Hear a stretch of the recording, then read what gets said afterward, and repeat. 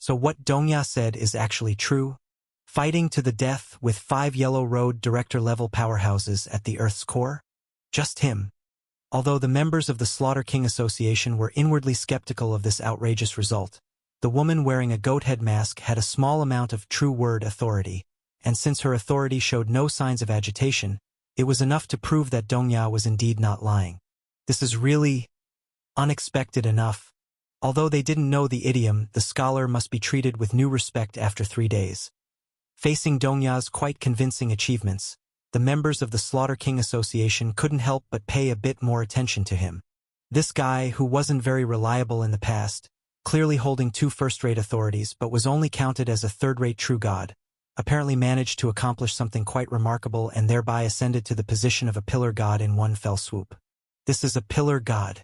Looking at Dongya, who was in a completely tattered state, with dust and burn marks all over his clothes, but still carried an imposing presence, deep envy unconsciously surfaced in the eyes of the members of the Slaughter King Association. The difference between a pillar god and an ordinary true god isn't just about the strength of power. There are many more fundamental transformations involved, and the most important among them is the change in survival capability. Although ordinary true gods are also said to be immortal, if eroded by more powerful authority, replaced by a true god holding the same authority, or if the housed authority loses its meaning, they will still face their end. Even the Black Sun god, who once possessed half of the Black Sun's authority, so powerful that even the pillar gods had to avoid him, degenerated directly from the famous Day of Destruction into a minor dark spirit after the sun was cleansed from black to white by the Cleanup Bureau, and was eventually spirited away by some unknown evil god. Though pillar gods may be limited by their own authority and may not surpass the Black Sun god in absolute power, as they have become pillars of the world, they have become a part of the world's rules. As long as the world still exists, they cannot be completely killed. Even the Cleanup Bureau, when dealing with the supreme 4 pillar gods, only washed away their memories and cognitions, transforming the newborn supreme 4 pillar gods into completely different existences, thereby indirectly killing them. However, even the part of the old 4 pillar gods that was washed away hasn't completely died. They are merely lost in past time, always potentially returning and merging with the new 4 pillar gods to resurrect again. In short, only those who have become the world-pillaring pillar gods are truly immortal true gods in a true sense. Congratulations!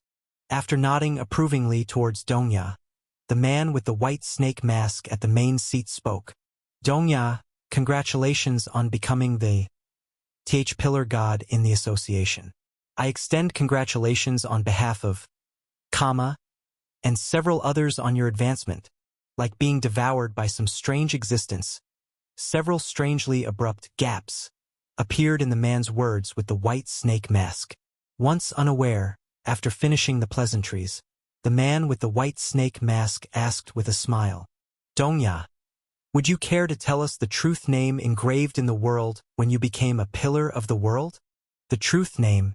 Upon hearing the inquiry of the white snake mask man, Dongya's expression couldn't help but stiffen slightly, a hint of hesitation appearing in his eyes. The so-called truth name is something that, when a true god crosses the threshold to become a pillar god, is written into the world by forcibly imprinting a truth, combining one's understanding of their own authority and inner most powerful desire at that moment, resulting in feedback from the world. For example, among the supreme 4 pillar gods entangled endlessly with the Cleanup Bureau, the Old King and Omnia Cicada are truth names, each representing the specific content of the truth they wrote into the world. As the name implies, the Old King's truth written into the world is to make themselves the sole dominator of pastime, whereas Omnia Cicada's truth is to instantly comprehend the principles of all things in the pause between consecutive cicada chirps. As for my own truth name, disaster avoidance. What? The sound that came out of Dongya's mouth was so subtle, even with the ear of a true god level. The man with the white snake mask couldn't clearly hear what he said, so he had to ask again in confusion. Sorry, I didn't catch that. Can you repeat? My truth name is disaster avoidance.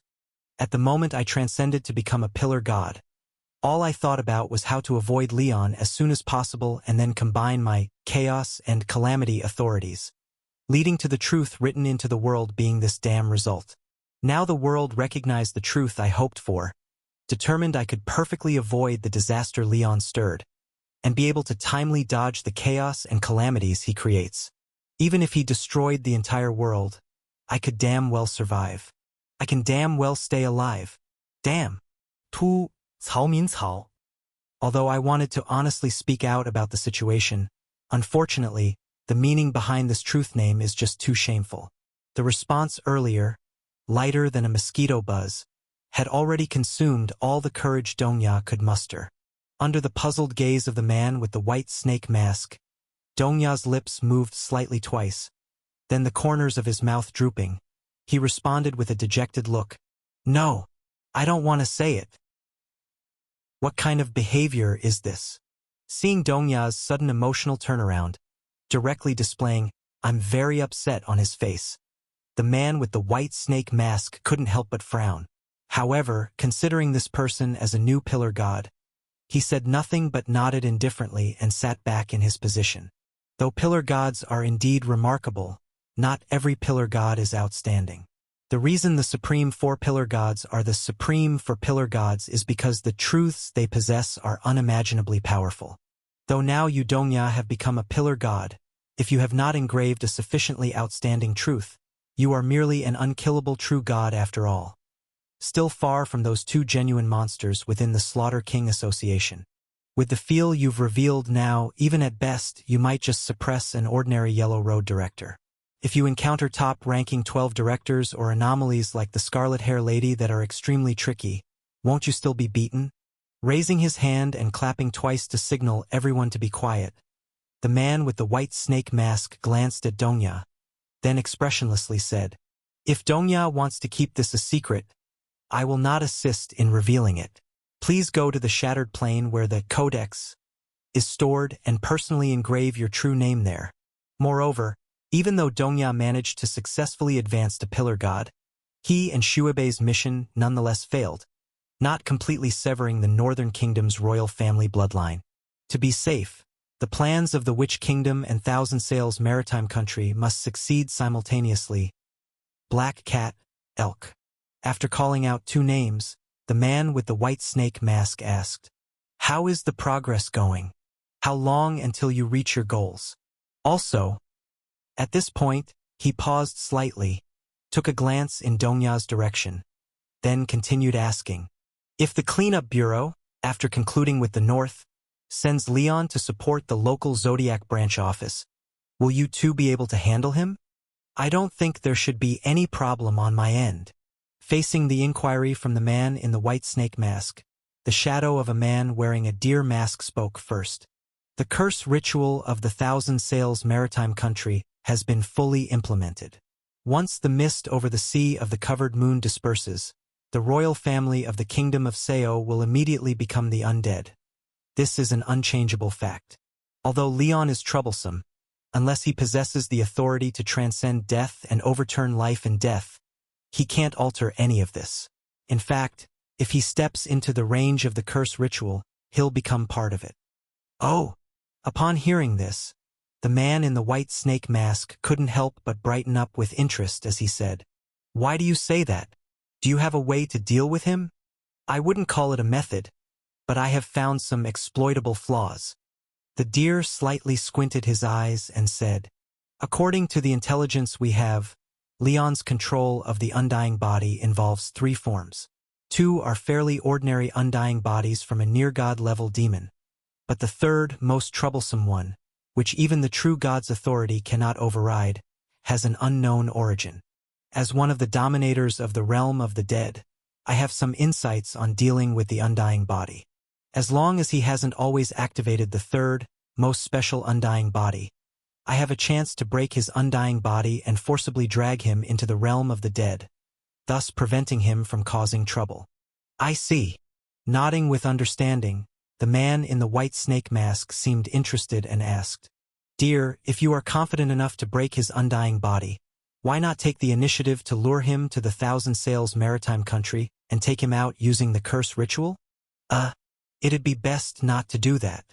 Hesitating for a moment upon hearing this, the shadow of the deer replied, appearing somewhat troubled. If he's killed by the curse ritual, he will definitely end up in the realm of the dead. However, Leon also possesses powers acquired from the Death Guard after its demise. If he dies before the Death Guard's hound revives, he is almost certain to become the new god of Death Guard. In that case, once he closes the gate of the realm of the dead's entrance, he can block the souls of royal family members from entering after their deaths. If these souls fall into the hands of the Cleanup Bureau, they might gain a chance for revival, which would be detrimental to us. In that case, we really can't let him go to the Thousand Sails maritime country. Agreeing with a nod, the white snake turned his gaze to the woman donning the black cat mask. Since that's the case, it's best to find a way to relocate him. Black Cat, could you lure him to the Witch Kingdom? Do you have a way to deal with him? It's worth a try, but the success rate is really low. Sighing with some resignation, the woman in the black cat mask replied, You all know my authority, and the food god of the Cleanup Bureau is precisely the type I'm not good at dealing with. If he really comes to the Witch Kingdom, I might have no choice but to take a chance on luck and take action. A plan this crucial can't just rely on luck. Hearing this, the white snake contemplated for a moment, then turned to Dongya, who was wallowing in self-regret, regretting his decision with all his heart, and said, Lord Dongya, why don't you go to the Witch Kingdom and support Black Cat's operation? Ah! Dongya was stunned by the suggestion, pointing at his own face in disbelief, and asked, You want me to go to the Witch Kingdom to help Black Cat against Leon? Yes. The white snake nodded slightly and said, You're currently in the present world and have just gained pillar god-level power. You narrowly lost to him before, along with the Aquarius director. You're the best choice. Is there an issue? Is there a problem? There's a huge problem. Feeling the Angzal avoidance working rapidly, sending continuous warnings to him, Dongya's mind was in chaos, almost turning into mush. No way. I've already inscribed Dongya avoids Leon 100% as a truth on the world pillar, so how can I be paired with him? Is my truth fake? If Lord Dongya feels troubled, then let's forget it. Observing Dongya's peculiar expression, the black cat frowned slightly and voluntarily spoke up. I'm just not good at handling him, but it's not as though there's no chance. As long as I initiate the mystic mist. No, I'll go. Interrupting the black cat, Dongya mentally chanted that pillar gods are immortal, convincing himself he wouldn't be taken down, and asserted with determination, I have a score to settle with him. This time, I must wash away my previous shame. Excellent. Hearing Dongya's words, the white snake on the main seat couldn't help but smile with satisfaction, stating, With Lord Dongya willing to support, that's great. Black Cat's powers are already well suited for this mission. And with this new pillar god joining, you two will surely be able to achieve the goal. Great. I don't even have confidence myself. How come you seem more confident than I am? Looking at the smiling man with the white snake mask, Dongya's cheek twitched, but he didn't comment further and nodded in agreement, presenting himself as resolute. While his truth was quite feeble, it was still written on the world pillar. Regardless, he had to verify if there was an issue. As for Leon, even if I can't beat him, can't I just run? Then it's decided.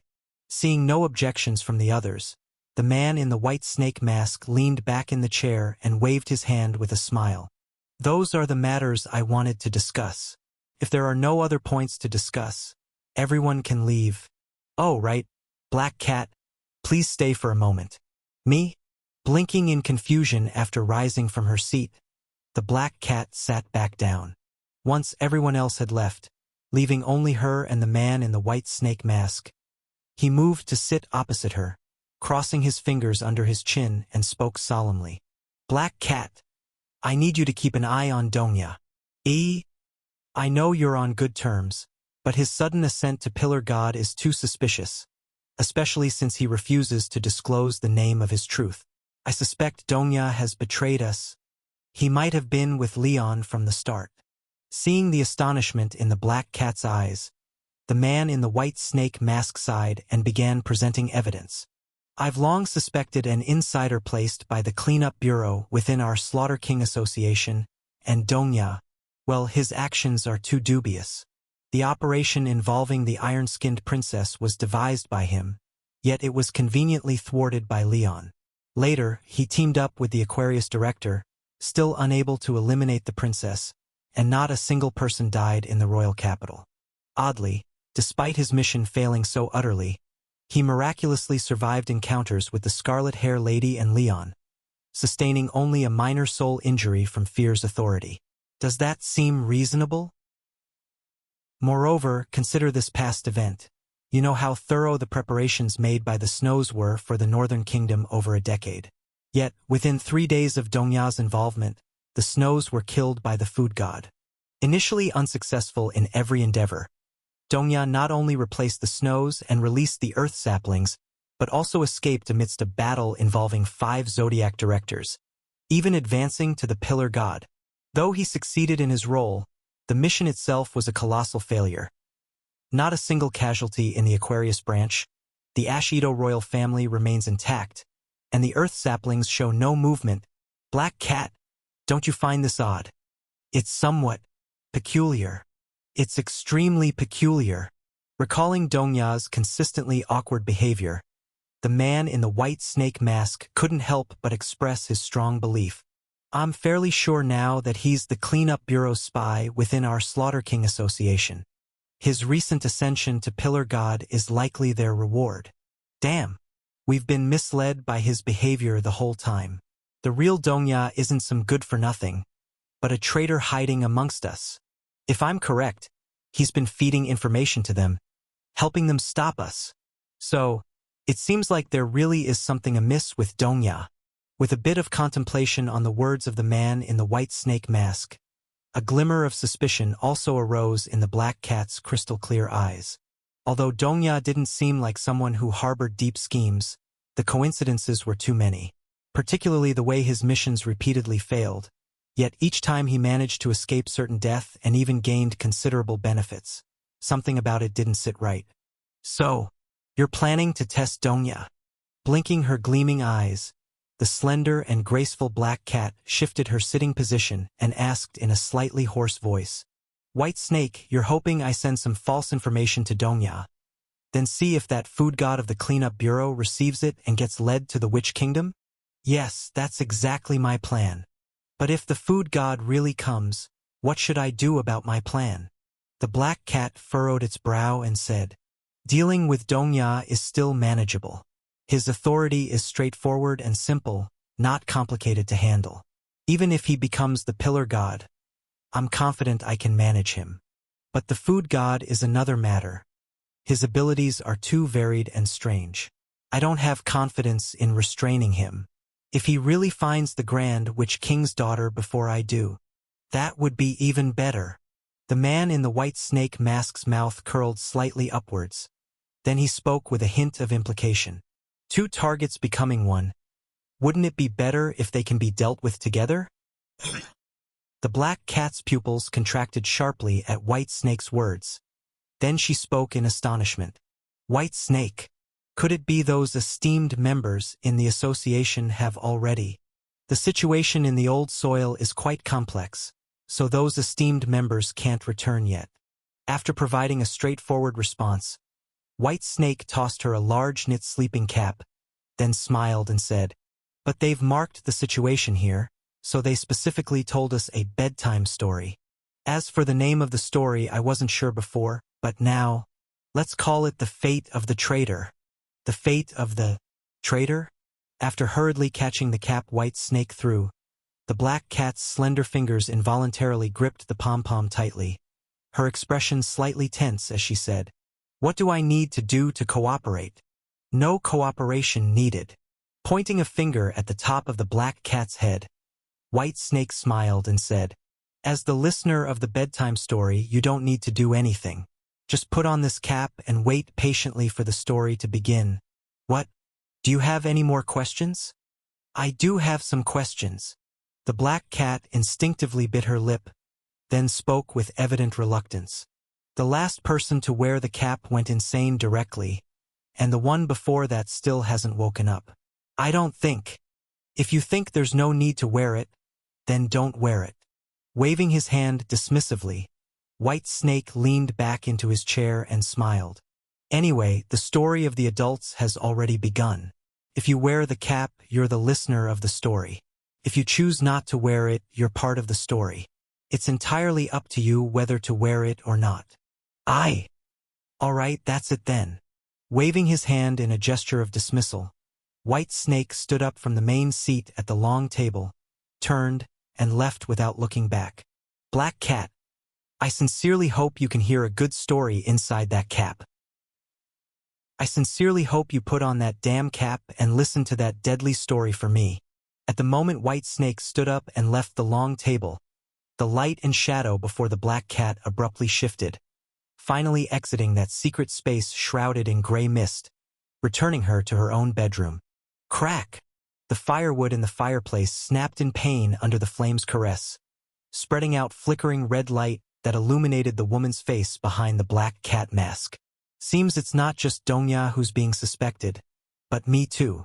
With a slight exertion of her fingers, gripping the soft-to-the-touch cap, the woman in a dark purple nightgown bit her own lip, then took out a shimmering amber from her pocket and waved it over the cap in her hand.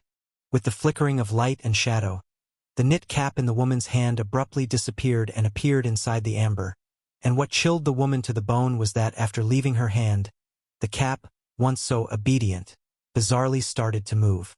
The frayed yarn at the cap's edge quietly extended from the honeycomb amber that was harder than diamonds, slowly yet irresistibly spreading and lightly entwining her little finger. It seems what White Snake said was true. The bedtime story has indeed begun, and she has been chosen as one of the beginnings of the story. After glancing at the cap floating in the amber and checking the strand of yarn on her finger, the woman couldn't help but sigh, and she voluntarily removed the Black Cat mask, revealing a delicate and beautiful face. If any high-ranking member of the Witch Kingdom saw this face, they would most likely exclaim in surprise, for aside from the pair of black cat ears, the woman's face by the fireplace was identical to the long-missing daughter of the Grand Witch King. It seems escaping the pursuit of the Slaughter King Association by myself alone isn't possible this time. I have to find a way to connect with people from the cleanup bureau. Tightening the velvet nightgown at the chest to cover up a hint of exposed skin, the cat-eared woman got up from the recliner by the fireplace and walked towards the elegant mahogany cabinet on the other side of the room, taking a dimly toned crystal ball from the top. I wish to see the past. With a barely audible murmur from the cat-eared woman, the dimly toned crystal ball flickered, revealing the appearance of an elderly woman with a head full of silver hair, and the face was none other than Taurus, the director of the cleanup bureau. At that moment, Taurus was grasping an ornate mirror with both hands, listening in shock as a black-haired man narrated something, her face showing 3 parts astonishment, 7 parts shock, and 990% complete surprise. What did you say? You smashed the entire northern regions into the Earth's core? You shattered the Earth shell that the 3 Earth tribes had summoned. Just like Taurus in the crystal ball, the cat-eared woman's mind was blown by this explosive news, and she couldn't help but widen her eyes. She immediately cupped the crystal ball with both hands, focusing the picture on the black-haired man, then began to painstakingly rotate it counterclockwise. With her movements, the image in the crystal ball rapidly rewound, with the black-haired man retreating back into the Earth's core, accepting the surrender of the Earth progeny in reverse, and pulling over 100 giant mountains up from the Earth's core with a wave. My God! How did he even do that? Restoring the crystal ball to its forward position, and watching Leon, who was smashing over 100 mountains with a wave and even forcibly dragging an entire hexagonal mountain range, seemingly intending to completely destroy the Earth's core, the cat-eared woman involuntarily gasped. Is the food god of the cleanup bureau really this outrageous? No wonder even with releasing the Earth progeny, Donya couldn't complete his task. Wasn't it supposed to be a 3-way battle? Where's Donya? Why don't I see him anywhere? Holding the crystal ball and operating it for quite some time, the cat-eared woman couldn't find the silhouette of Donya, who was fighting valiantly but losing narrowly. After her translucent eyes blinked slightly, she seemed to understand something faintly. I just knew it. With a face struggling to keep composure, she gave up on finding Donya. The cat-eared woman continued to manipulate the crystal ball in her hand, carefully observing the situation within the Earth's core, and then couldn't help but let out a long breath. The pillar gods of the Slaughter King Association are indeed terrifying, but as long as they're not caught by the truth they hold, it might not be impossible to fight against them. However, the food god, who treats mountains like pebbles to throw, is truly despairingly strong. Given the terrifying power he displayed, if I can connect with someone from the cleanup bureau and find a way to invite this food god over, then help him avoid the bedtime story, there might really be a chance to turn things around. At this thought, the cat-eared woman couldn't help but gently stroke the crystal ball, redirecting the image back to the director of Taurus, and then took a deep breath, chanting 2 secret incantations. I wish to observe the present. I wish to peer into the future. As the cat-eared woman's ethereal voice whispered, the scenes within the crystal ball slightly twisted. Past, present, and future briefly aligned in a line, momentarily reflecting a fragment of the future. In a dark and cold rainy night, a black cat with fur soaked in blood had its belly sliced open by some sharp tool. Its tattered corpse hung on the tip of a high tower, silently weeping in its dying moments. Hiss! Instinctively covering her own abdomen, she took several steps back. The cat-eared woman's face turned pale, and she couldn't help but bite her lower lip hard. Again like this, watching herself crying mournfully in the crystal ball. A hint of desolation appeared in the cat-eared woman's eyes. For all these years, whenever I try to contact anyone from the cleanup bureau, it always leads to this future of death. Even after usurping that Black Cat's position in the Slaughter King Association with the Great Court 10 clans and the Covenant of the Book of Law, the result remained unchanged. Whenever I attempt to leave the land of Mafara, or contact any formal member of the Cleanup Bureau, the future glimpsed by the heart of the great which inevitably leads to this outcome of no full corpse, with no exceptions. I even tried ambushing a cleaner of the Pisces branch, seized an abnormal object handcrafted by the director of Taurus, and locked onto her using its aura. Yet, as long as I attempted to seek help from the Cleanup Bureau, I was destined to die without a full corpse. Despite all these years, I can't even figure out why or understand how I die. As long as I could contact someone from the Cleanup Bureau, there's a great chance I could convey my situation and find strong allies against the Slaughter King Association to support me. But no matter what I tried... Wait, suddenly remembering something, the cat-eared woman kicked off the satin slippers under her feet. With her bare feet landing on the thick wool carpet, she dashingly ran to the other side of the room, causing the old floorboards to creak miserably, instantaneously arousing a series of angry curses. You damn woman! What are you messing around for in the middle of the night? Can't you be quiet? Where's all this noise coming from? Opening a repair shop? Damn it! Can't you work in the daytime? Messing around at night? Are you crazy? If I hear you stomping on the floor again, I'll get up tomorrow and stick a pin in your little doll. Amidst the angry curses of her awakened neighbors, the cat-eared woman rummaged through the storage compartment in the room, pulled out a broken old broom from the corner, held it in her hand, and ran back to the table, full of hope as she placed it on the crystal ball. As she did so, the cold and rainy night in the crystal ball twisted lightly.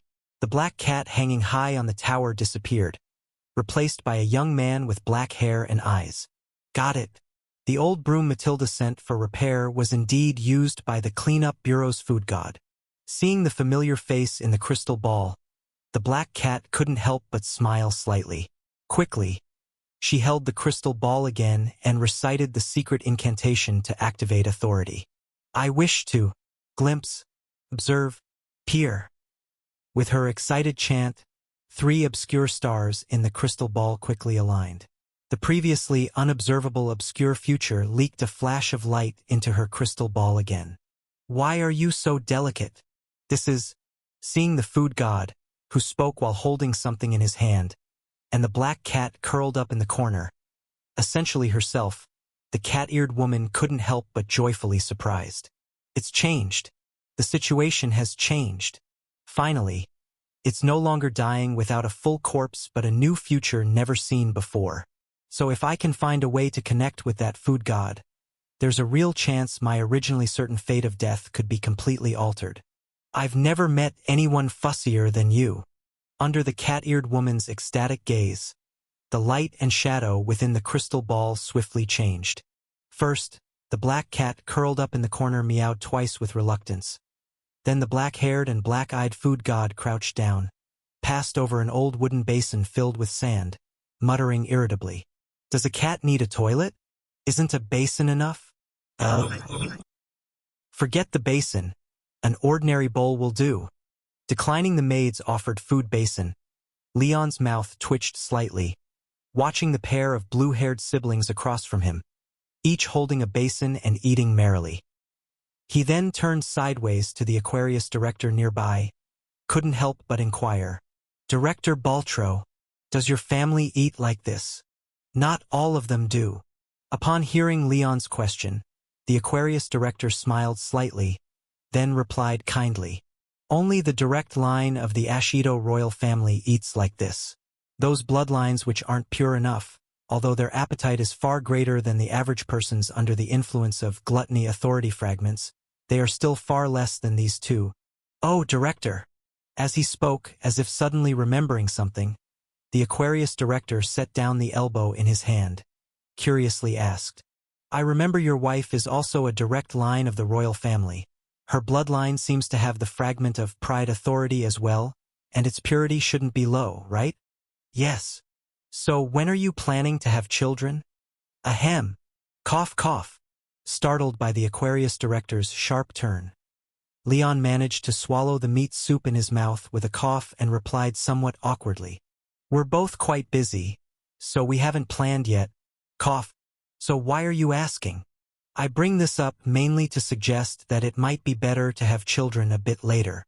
Nodding towards the pair of blue-haired siblings across, who were feasting heartily, the Aquarius director lowered his voice and said, "You should already know that the inherited authority fragments in the bloodline of the 12 royals have a significant impact on the royal bloodline itself, even causing inherent flaws in character."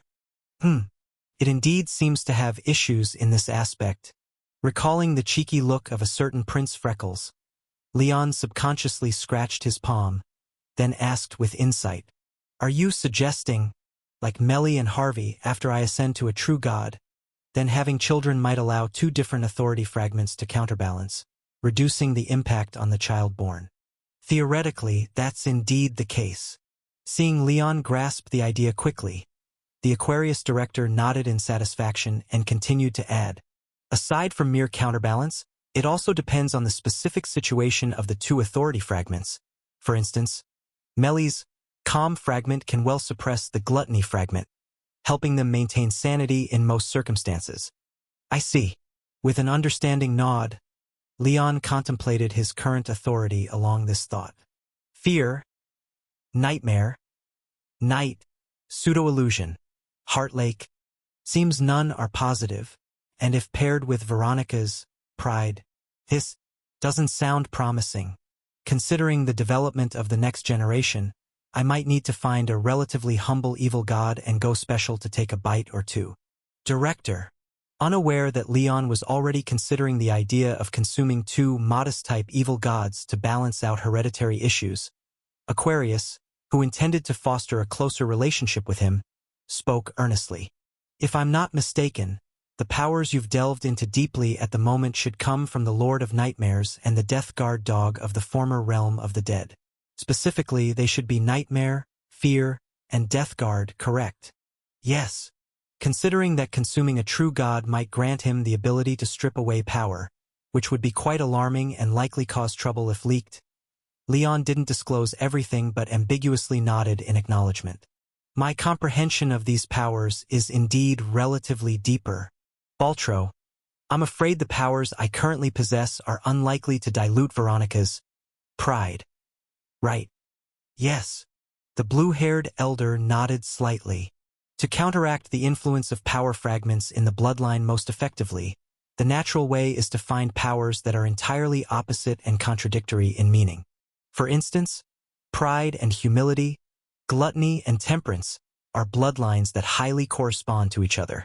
Once matched, the influence of power fragments can be minimized or even completely discard those negative effects.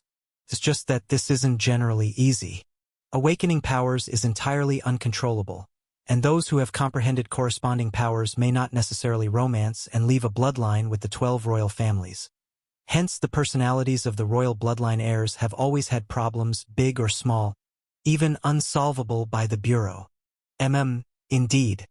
After subconsciously nodding in agreement, Leon was lost in thought for a moment, calculating the powers he possessed. So besides finding a modest evil god, I also need to find 6 other evil gods to balance out each of my powers? Isn't this workload a bit too much? And what if I accidentally gain a few new powers during the balancing process? Would I have to keep consuming until all my powers were completely balanced? This might be a bit inappropriate. Really? Are you just going to accept that? Aren't you even going to struggle a bit and ask if there are other methods? Completely unaware of Leon's outrageous thoughts, after waiting for a while without him asking, Aquarius, who wanted to sell a small reveal, had no choice but to reveal proactively. Though that's the case, besides the rather thorough solutions, there are actually other methods to minimize the bloodline power influence. Drawn back into the conversation by Aquarius' words, Leon shook his head vigorously to rid himself of his consuming notion temporarily, then hurriedly asked, Baltro, could you please elaborate a bit on the matter of mitigating the influence? You're too kind. The reason I brought this up is precisely to explain it to you. Watching Leon's newfound respect towards him, the blue-haired director smiled, then explained. The simplest method is to marry into a less corresponding bloodline but one that resists most negative power influences. For instance, our northern kingdom's Tranquility bloodline. At this point, the blue-haired director's words paused slightly, and the blue-haired siblings voraciously eating at the other end of the long table also paused simultaneously. Seemingly oblivious to his grandniece and grandnephew's eavesdropping, the blue-haired director looked at the somewhat surprised Leon and continued with a chuckle. When you, director, eventually cross the divide between man and God, no matter which power you choose, the Tranquility bloodline left by my brother can suppress the corresponding negative effects. So if you were to marry Melly and have children in the future, you wouldn't need to worry about this problem at all. And your children would, like Melly, naturally have outstanding talents enough to continue your protection. Granduncle. A bone with meat was thrown from the other end of the long table. The female clearer with red earlobes glanced at Leon, then spoke a bit annoyed. Are you senile? Don't just say whatever comes to your mind. It's hypothetical. Granduncle was speaking hypothetically, just giving an example off the cuff. Glancing at Leon's calm expression and his grandniece's slightly pursed lips, the blue-haired director sighed in his heart, then continued calmly as if he was just citing an example. And besides finding a similar Tranquility bloodline, to some degree dissipating bloodline influence, you can partner with a bloodline holder with corresponding blood to mutually balance out the negative effects. Using Melly and others as an example, if they do not have the Tranquility bloodline themselves but want to balance gluttony, they could visit the kingdom of Morna, which holds the Temperance bloodline. Due to the mutual repulsion between powers, in an environment with abundant Temperance bloodline, their gluttony would be naturally suppressed, reducing the impact on themselves. Alternatively, you could invite a bloodline holder with pure enough temperance from Morna's Golden Village to engage more when they begin to understand things, reducing their influence significantly as their personality solidifies. Is the bloodline of the kingdom of Morna temperance? Hearing this, Leon's brows slightly lifted, seemingly understanding something. I remember Veronica mentioned her mother was a sideline of the kingdom of Morna. Considering her usual indifference to material desires, it's likely Veronica carries some temperance blood. And although temperance doesn't exactly remedy pride, it's somewhat of a positive trait. Even if it can't solve the issue, it should dilute the effects of pride. Moreover, her prolonged interaction with her mother in her childhood, influencing her significantly, skewed her pride. Therefore, under the old king's influence, she didn't become as unpleasant as Joshua. Oh, so that's how it is.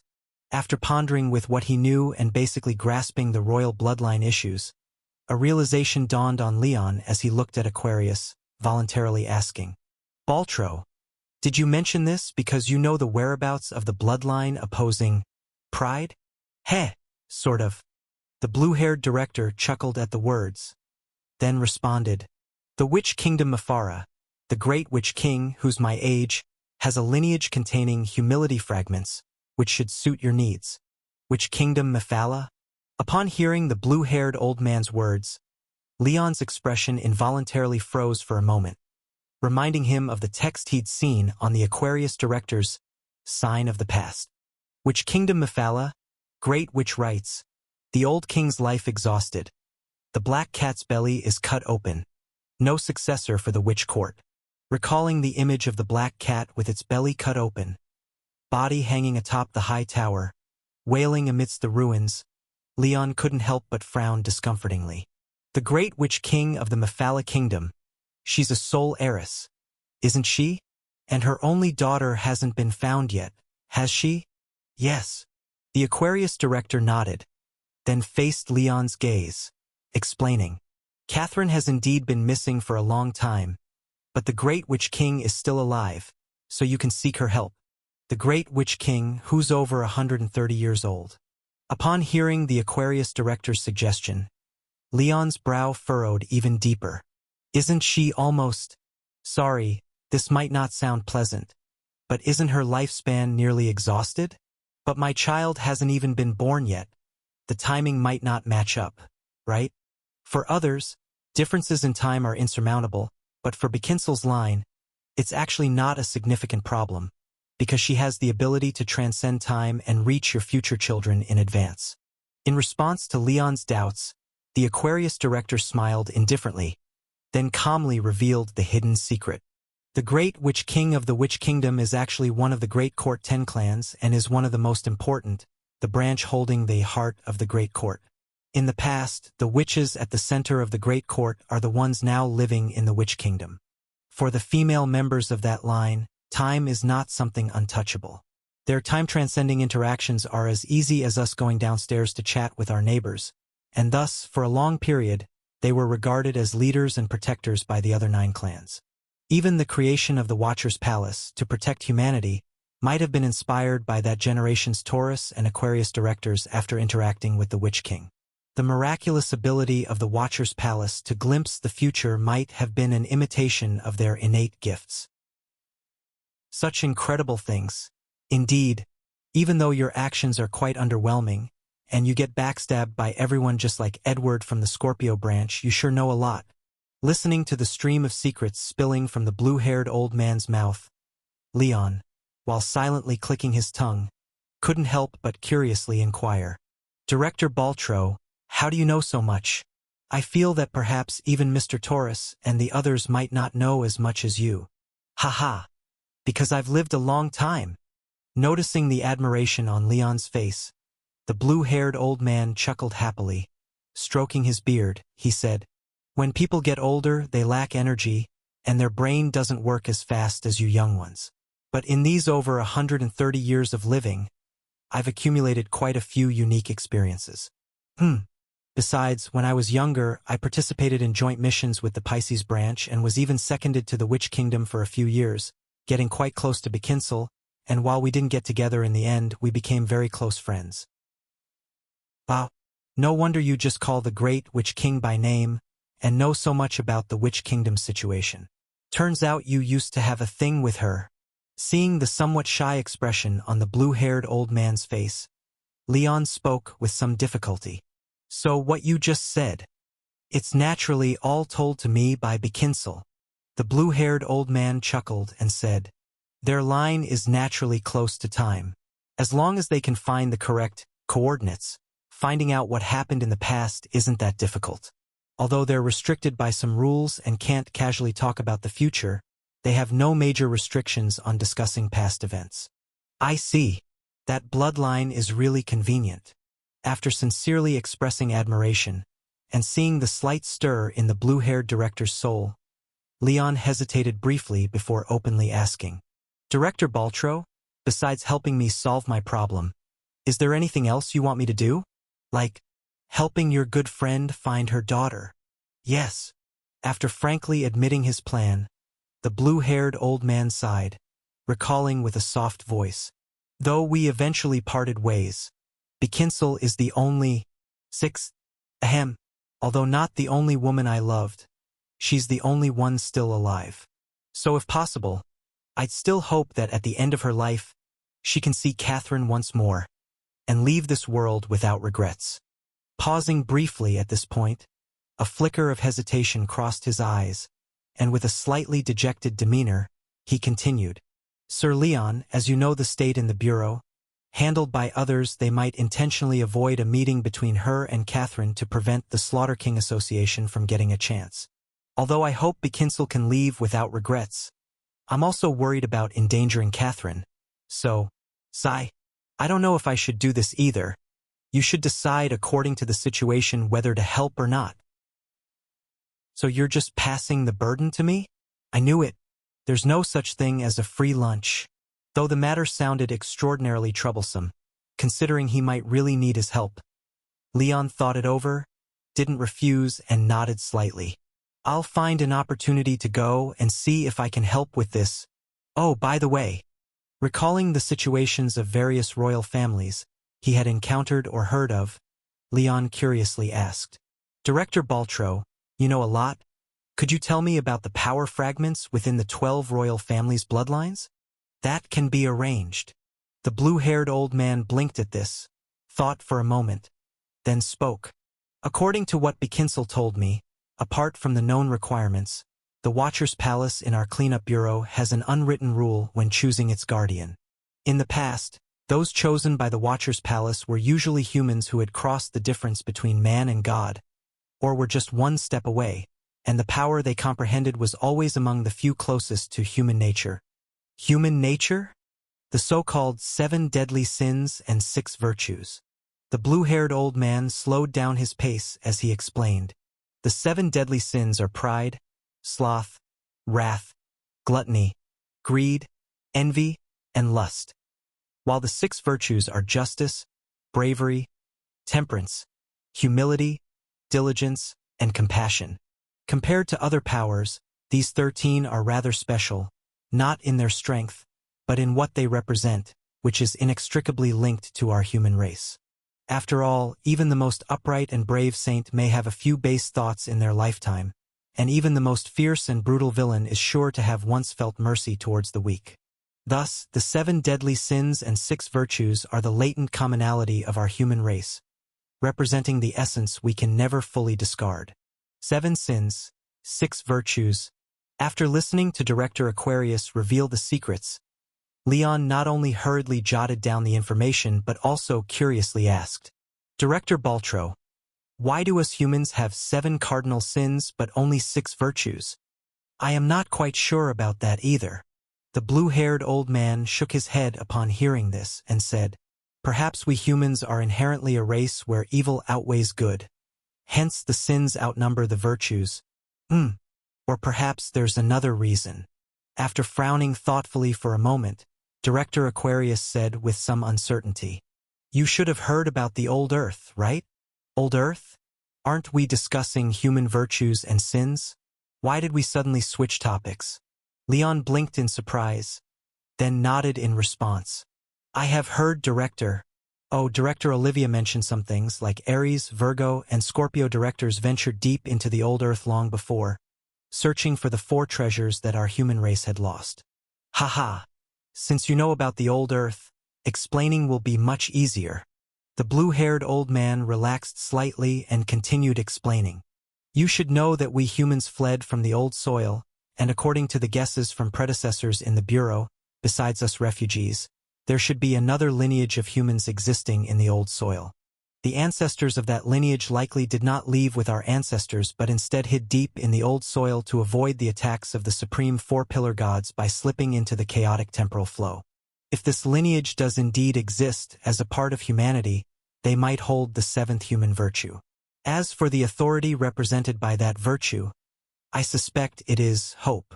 The 7th human virtue, hope lost in the old soil? Though Director Aquarius repeatedly stated that what he just said was mere speculation, it really sounded plausible. After duly noting the 7 sins and 7 virtues, Leon, who gathered a wealth of information, finally shed the negative impression of the blue-haired old man and respectfully praised. Indeed, hearing from you for a while is better than reading 10 years of books, Director Baltro. You truly are a seasoned veteran in the Bureau, both in knowledge and experience. Listening to me chat for the duration of a meal is more useful than 10 years of reading. Listening to Leon's literal translation of an amusing analogy and seeing the sincere admiration on his face, the blue-haired old man's lips couldn't help but twitch slightly, and he modestly replied with a smile. It's not as impressive as you say. I merely traveled more when I was young, going to almost every one of the then 13 kingdoms, so I've seen a tad more than others. 13 kingdoms. Upon hearing the now adjusted figure of 11. 10.5, Leon frowned, recalling his own director's vivid blood-red hair and also the 4th prophecy from Director Aquarius. Twin kingdoms of Carlewin, luminous revival, abysmal exhaustion, west falls east rise, all hated slaughtered. The content of this prophecy has been mostly confirmed. According to the Bureau, the National Church of East Carlewin Kingdom, established by light worshippers, has seemingly returned with support from the Slaughter King Association after being eradicated by the director. And these returned light worshippers have shed their original white robes, donning rusty iron masks and blood-stained garments, initiating a war against the abysmal Church of Western Carlewin Kingdom, seemingly aiming to seize its lands and citizens and revive the former East Carlewin Kingdom. Director Baltro, with the blue-haired old man being closely associated with the chief shaman, having likely seen many past secrets, Leon voluntarily asked. I've been in the cleanup bureau for too short a time, and there are many things I haven't yet understood. So regarding the East and West Calendar Kingdom, could I trouble you to explain it to me? Haha, it's no trouble at all. Since the Honorable Director wishes to hear, I shall speak without reservation. Seemingly stirred by Leon's inquiry, the blue-haired old man combed his beard with his hand, nostalgically speaking. East Carlewin Kingdom and West Carlewin Kingdom were once referred to as the Twin Kingdoms, with the ancestors of their royal families being brothers. The royal family of East Carlewin Kingdom are descendants of courage, while West Carlewin's royal family are descendants of justice. Oh, have you heard that saying? The one that speaks of justice and courage. The saying about justice and courage? Upon hearing this, Leon frowned in contemplation, then uncertainly replied, I think I've seen it in my brother's textbook. Director Baltro, is the saying you referred to justice and courage are a pair of brothers? Yes, that's the one.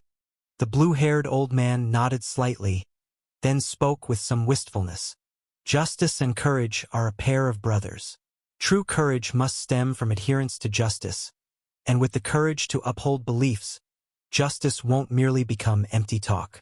This saying, handed down for nearly a millennium, actually refers to the ancestors of the East and West Calendar Kingdoms. Apart from the bloodline brotherhood, there's also the reason for this saying. Though the saying endures today, the East Carlewin Kingdom, embodying courage, has already vanished prior to this saying, leaving behind only scattered bloodline remnants. Oh, by the way, Honorable Director, your ancestors should possess the blood of East Carlewin Kingdom. How did this come back to me again? Why do I have the bloodline of the East Carlewin Kingdom? Because of your hair and eyes. After looking into Leon's dark eyes, the blue-haired old man explained with a chuckle. The East and West Carlewin Kingdom, besides being called the Twin Kingdoms, are also known separately as Black-Haired Country and Snow-Haired Country, due to their people's characteristics. The citizens of the West Carlewin Kingdom generally have snow-colored hair and white eyes. Thus they dislike bright light and prefer darkness. Their state religion was formed by the Darksayers into the Abysmal Church. On the other hand, the black-haired, black-eyed East Carlewin Kingdom loves light. Their state religion was established by light worshippers into the Luminous Church. The color of the hair is the most distinctive feature of the citizens from these two countries. Although, apart from these two major kingdoms, there are black-haired and white-haired people in other kingdoms. Their hair and eye colors are generally a bit mixed, not pure enough. Only those with ancestral ties to the East Carlewin Kingdom, like you, have such untainted black hair and black eyes. Is that so? But I remember my hair is not that black? Holding up the empty plate on the table, and looking at the reflection inside, Leon suddenly realized, to his amazement, the blue-haired old man was right. His hair and eyes were indeed pure black. Previously, he didn't notice it, but after becoming a cleaner, his hair, once dry and yellowish from malnutrition, was slowly reverting back to black. The fatigue and muddiness in his eyes were gradually fading, no longer bloodshot, and looked like two sparkling black gemstones. Am I right or am I right? Seeing the hint of surprise in Leon's eyes, the Aquarius director couldn't help but smile, and then, as if discovering something, stared closely at his pupils. Speaking of which, your facial features make me feel a bit familiar. When the royal family of the East Carlewin was still around, I had interactions with them, and I feel you resemble the royal family of the East Carlewin Kingdom a lot. If I didn't know your background beforehand and knew you had never been to the East Carlewin Kingdom, I might have thought you were a branch of the East Carlewin royal lineage, or even simply a royal bloodline carrying the fragment of the brave authority. My apologies.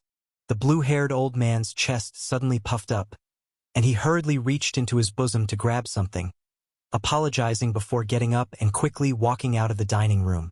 And Leon, left in place, stared blankly at the reflection of himself in the dish. His own affairs were best known to him.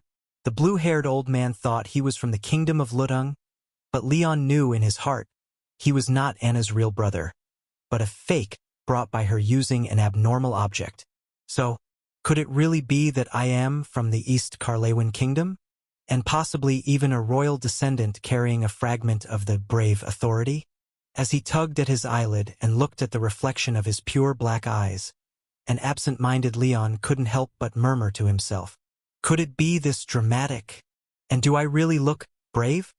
Am I someone with a lot of courage? Whether you have courage or not I wouldn't know, but facing you indeed requires some courage on the part of those creatures from the realm of the dead and the dream realm. Interrupted by the sarcastic voice in his mind, Leon instinctively looked towards the nearest mirror, the plate. The black goat, holding a small mirror in its mouth, popped its head out of the clean, reflective dish, grumpily saying, "Hey, that red-haired woman is looking for you. The director is looking for me?" Taking the small mirror spat out by the black goat, after wiping off the sticky goat spit on its forehead, Leon reached out to touch the engraving of the dung beetle lady on the mirror's frame. The small mirror flashed a couple of times and reflected the image of the red-haired director. Little Leon Hick. Leon Ha. After blowing a breath of alcohol into the mirror, the red-haired director in the mirror laughed with confusion. The Northern Kingdom's snow lime wine and polar bear fresh beer are famous. Would you bring me some when you come back? Wait, don't tap the mirror yet. I've got something else. Hold on. After calling out to Leon, who was ready to hang up with a dark face, the red-haired director dared not mess around anymore, quickly raising the old broom in his hand and asked, "Leon, do you remember this broom? The broom? Lazy Witch's rental broom?" After recognizing the broom in the red-haired director's hand, realizing it was indeed the one he had broken, Leon couldn't help but ask in surprise, "Wasn't it said that this thing couldn't be repaired after being sent back?" The point isn't whether it can be repaired or not. It's that when this broom was carried back by a cat, there was a handkerchief wrapped around the handle, with a letter for you written on it. A letter for me? Squinting at the small mirror, after recognizing the handkerchief unfolded by the red-haired director, Leon's brow couldn't help but furrow. Aside from saying the letter was for him, most of the handkerchief was blank, with only 3 exclamation mark-like cat paw prints in the bottom right corner. However, just as he was about to inquire further, a line of embroidered words suddenly appeared at the top of the handkerchief. "Help! I need your assistance." So this is a distress letter? But you didn't even provide a name or address. How am I supposed to know who you are? And the person who sent the handkerchief seemed to know what Leon was thinking, as the embroidery on the handkerchief gradually appeared, perfectly answering the question Leon wanted to ask. I can't say my name. As soon as it's said, it will be known by others. I can't tell you my address either, or I will be captured immediately. As for who I am, you'll know when you arrive. This damn. Not enough money. No actors hired yet. No script available? You didn't even leave an address. How can I find you even if I wanted to help? Don't worry. You can still find me without knowing the address. Before Leon could respond, the embroidered pattern on the silk handkerchief reappeared. When the time is right, you just need to ride that broken broom. It will lead you to me. But I haven't decided yet to. You haven't decided to come save me just now. But the bedtime story has already begun. When the time is right, you will certainly come according to the story, and we will surely meet then. So the bedtime story you mentioned. This can't be said either, and it's better for you not to mention it at all. Then you. I'm safe for now, but if you come too early or too late, whether I'm safe or not can't be guaranteed. As for when you should come, you will know later. So, I know what you want to ask because I saw it in advance. You get what I mean, right? Saw in advance. After staring at the slightly old embroidery on the handkerchief, Leon's brow slightly arched, and he began to have some guesses about the identity of this enigmatic person. Regarding time, could she be the High Witch King's daughter? The missing princess from the Witch Kingdom of Mifalana? It's just like you guessed, but do not reveal it. As if an invisible skillful hand was deftly embroidering on the handkerchief. Once more it completed a big red cross before Leon could speak. If we follow the content of the bedtime story, it's highly likely we'll end up dead. But if you break the story or meet characters you shouldn't before the story starts, the outcome would be even worse than death. So, you mean that I'm already involved in your troubles over there? Is your stuff so jinxed? It's not that you're caught up in my troubles, but rather I'm dragged into your affairs. I'm the one being implicated here. Okay. Boo-hoo. And I was almost getting away with it. But the heart of this royal witch princess seemed to be extraordinarily distressed, as the embroidery on the silk handkerchief became faster and more erratic, expressing resentment over several lines before leaving behind a puzzling reminder, and then the entire embroidery vanished. When you come, remember to bring a high-grade toilet with a plush ring cushion. Huh? What did you say? Upon hearing the close attendance report, Queen Veronica, who was burrowed in reviewing the budget, couldn't help but look up in surprise. The princess from the Witch Kingdom has been found? Yes. Quickly glanced again at the letter in her hand, confirmed that the contents and the signature were complete, and it was indeed the original note from the Ministry of Foreign Affairs. The young female officer who appeared to be in her teens nodded, saying, Princess Catherine from the Mifala Kingdom was found by the Dancing Society under the Great Witch Court, after suddenly disappearing for more than a month. Other than some fright, she wasn't harmed. I see. Frowning thoughtfully for a while, Queen Veronica put down the quill and proactively asked, Is the source of the information reliable? Reliable. The young female officer nodded and said, This message has already been confirmed by the ambassador to Mifala. After learning of the news, he quickly managed to meet the princess from a distance through his connections in the Shaman Society, confirming that it was indeed the missing Princess Catherine. As for the major societies within the 17 affiliated to the Great Witch Court, although the Blessing Monk Association and the Divination Charm Society were skeptical of Princess Catherine's identity, the remaining 15 societies did not raise any objections. The credibility of this message is very high. What about the Great Witch? What does the Great Witch of Mifala say? The Great Witch has not appeared. After looking down at the letter in her hand, the young female officer accelerated her speech and relayed. The Great Witch, who is over 130 years old, had shut herself away 3 months before Princess Catherine's disappearance, refusing even water and food, and almost no one has seen her. However, according to guards from the Great Witch Court, they could often hear the Great Witch's voice. Even though there was only the Great Witch herself inside, she seemed to be talking to someone. As for the specific content of the conversations, at this point, the young female officer paused slightly, then said in perplexity, The Great Witch seems to be repeatedly advising a very lively child, telling him not to rummage through Uncle William's coursework, not to always accept allowances from his aunt, and not to pry open his parents' door at night. Aside from these, there were even stranger things, like not wandering into other people's dreams while sleeping, not reaching out to grab the souls of the dead when seen, and definitely not putting them in the mouth even if caught, as souls aren't actually tasty. What a mess! After listening carefully to the young female officer's relaying, Queen Veronica couldn't help but wrinkle her brow in confusion, unable to understand what the Great Witch was doing.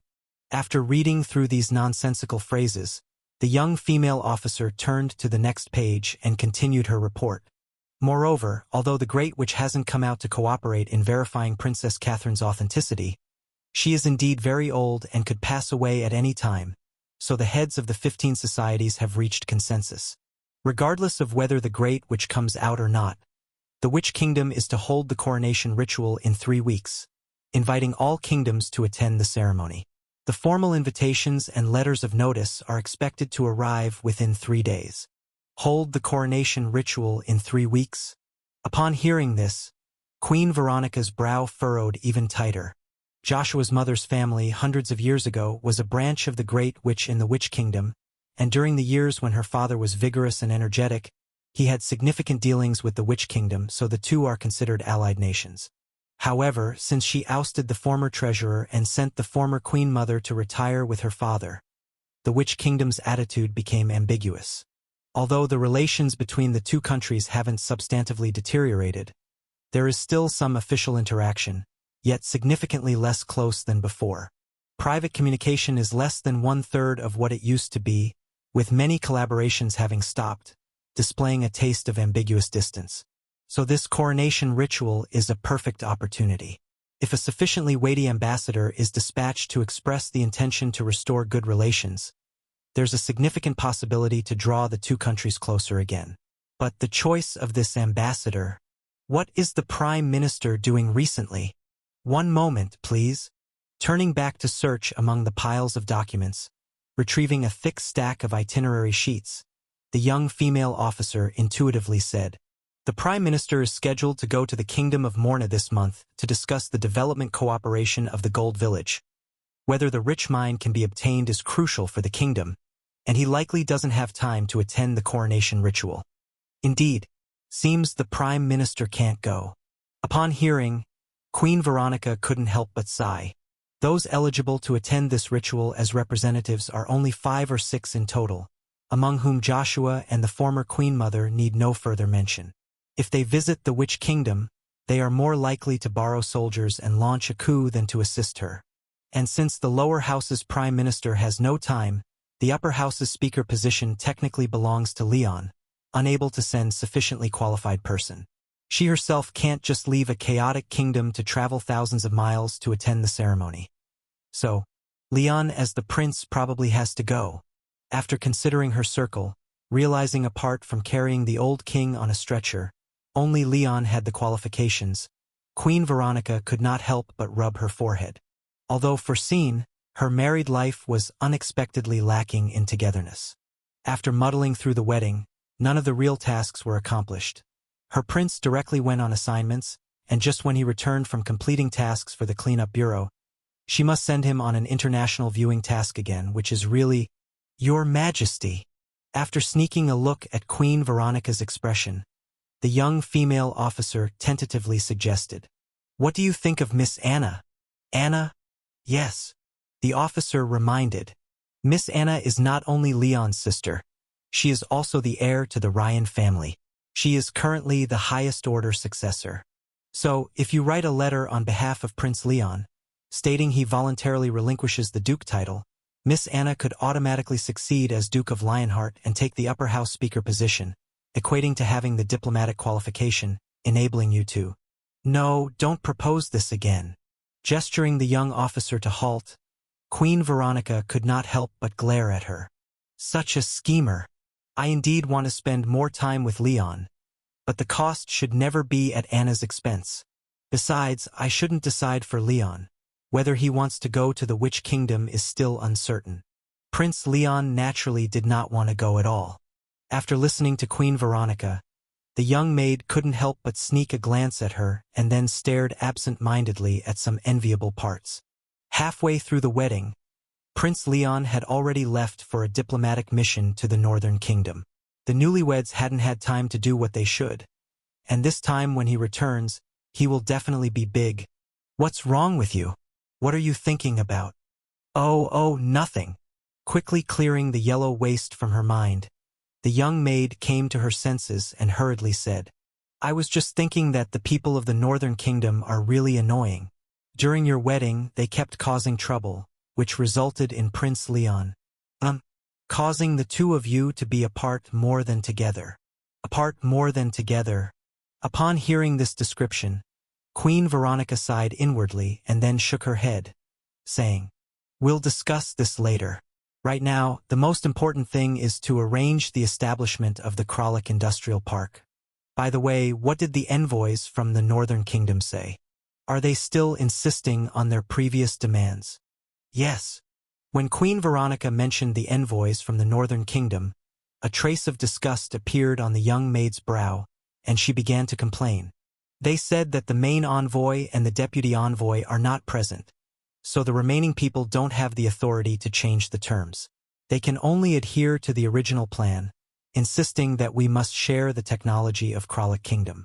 Additionally, they said the industrial park must be built in Ryan County, closest to the Northern Kingdom, and that they must send people to jointly participate in management, with the management personnel ratio exceeding 30%, completely refusing any negotiation.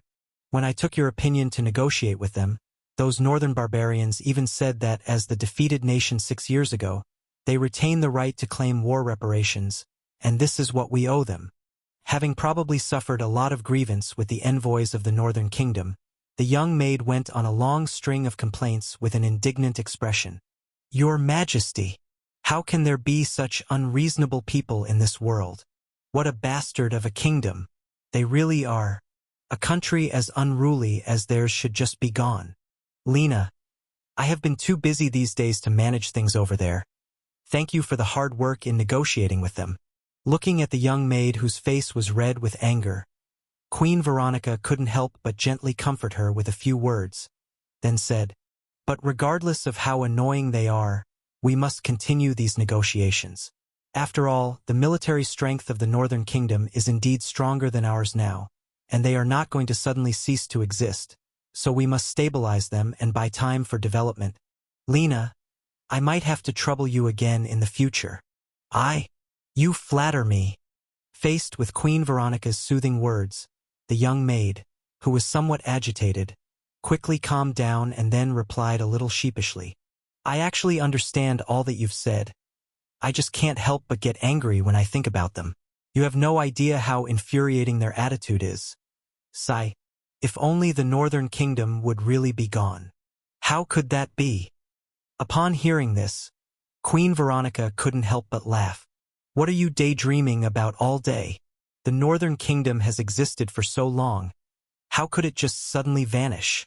But didn't the Kralik Kingdom cease to exist?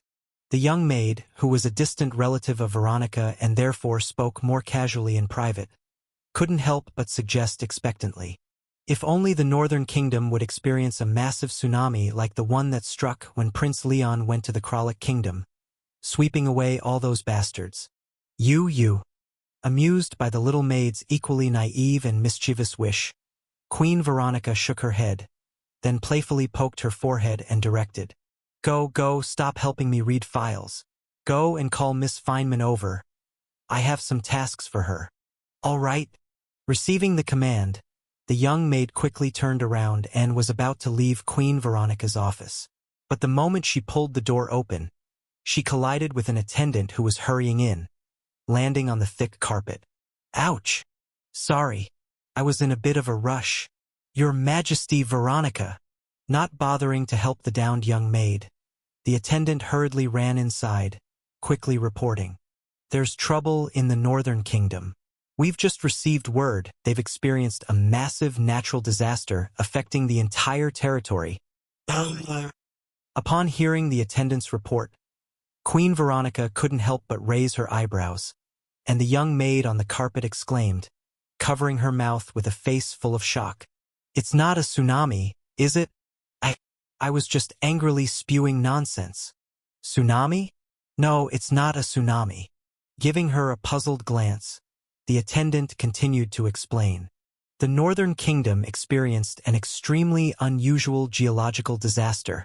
According to the Northern Kingdom's official statement, due to tectonic movements, the ice sheet in the Northern Kingdom experienced a continental-level plate tear, causing massive collapses of mountain bodies, with over 60 peaks expected to collapse.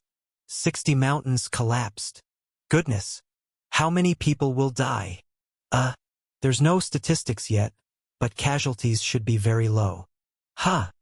With a bewildered look, the attendant explained somewhat awkwardly. According to the Northern Kingdom statement, it was Prince Leon, invited there as a guest by Princess Melisande, who identified the signs of the disaster a week in advance and issued a warning across the Northern Kingdom, allowing sufficient evacuation time for the citizens. Huh? And aside from successfully warning of the disaster, Prince Leon helped suppress the unrest in Rihe City during the partial collapse of Hexagonal Snow Mountain, successfully saving Princess Melisande and King Harvey, and unexpectedly found their long-lost birth mother from 10 years ago. Huh? In gratitude for Prince Leon's help, the Northern Kingdom is willing to offer us the rare minerals we lack at cost price, and has voluntarily entered into several contracts lasting up to 20 years. They are willing to exchange resources like meat, waxy fat, and coal at prices 11% lower than market value for large quantities of food and industrial products, and offer us trade subsidies and a 5-year tax exemption. Perhaps you'd like to read this yourself. Seeing Queen Veronica speechless, sitting behind her desk with both eyes glued to the file she held, itching to rush over and snatch it, the attendant wisely handed over the document she was holding. Receiving the document with a trembling hand, and seeing clause after clause that was less about humiliation and more akin to complete gratuitousness, Queen Veronica's heart began pounding uncontrollably in her chest, her delicate face blossoming with a happy blush. "My dearest Leon, you promised to bring me local specialties on your business trip, and you brought back this? Would you consider more diplomatic missions?" Finally back, after stepping off the public carriage and seeing the familiar police department buildings and the ominous 6-story building of the Virgin Branch in the corner, Leon, travel-worn, felt a slight relaxation throughout his body, akin to the feeling of returning after ages. The external mission to the Northern Kingdom was indeed overly arduous. Although, from the time he arrived in Rihe City until the resolution with the Slaughter King Association and the Earth Offsprings, it only took about 30 hours, the follow-up tasks were exceedingly complex, dragging on for 2 weeks plus 3.5 days. In those 2.5 weeks, apart from eating and sleeping, Leon mostly used the effects of the soft rice badge to patch the terrain for the Northern Kingdom, which had lost its mountain barriers. In these days, he was practically inseparable from Melly, waking up to non-stop repairs, forcibly creating 19 short intersecting ridges along the Northern Kingdom's coastline, barely addressing the storm disaster issues. Next, he helped carve open Hexagonal Snow Mountain to let warm air from the Kingdom of Luteng pass through, and even dug 4 vertical and 6 horizontal large rivers to handle the glacier meltwater from climate warming, while also slowly squeezing buried mineral veins up from underground. So much to list. All that can be said is, throwing out over 100 mountain tops to crush people felt unusually satisfying, but the subsequent routine tasks were equally fatal, and this job couldn't be neglected. After all, if any of these were mishandled, it would affect millions of ordinary people, and he couldn't just leave behind the mess he created. Maybe it wasn't exactly creating a mess? Reflecting on the revitalized scene of the Northern Kingdom after 2.5 weeks of changes thanks to the soft rice, Leon's steps towards the Virgin Branch suddenly felt a bit lighter. Although he destroyed dozens of mountains in the Northern Kingdom, physically breaking the backbone of it, annihilating all facilities built against the mountains, which couldn't recover in 10 or 8 years. But he had a reason for doing all of this. If he didn't chase the Earth Offsprings away and let them create a lot of volcanoes, what the Northern Kingdom would lose would be far more than 10 years. Moreover, after such a major change in the landscape and terrain, the once vast but barren and cold Northern Kingdom not only was freed from over a dozen major disasters a year, but its living environment was significantly improved, and gained dozens to hundreds of times more fertile land. In the face of such great changes, even transforming from a mainland power to a weak nation reliant on international aid for selling minerals to exchange for food for a long period. The Northern Kingdom surely reaped massive benefits. After all, given its previous state, even if the Northern Kingdom resorted to militaristic expansion for 100 years, it couldn't acquire so much habitable land, so though he made quite a tumult, and deliberately sought considerable benefits for the Kingdom of Lutung, he didn't truly wrong anyone. Yes, that's it.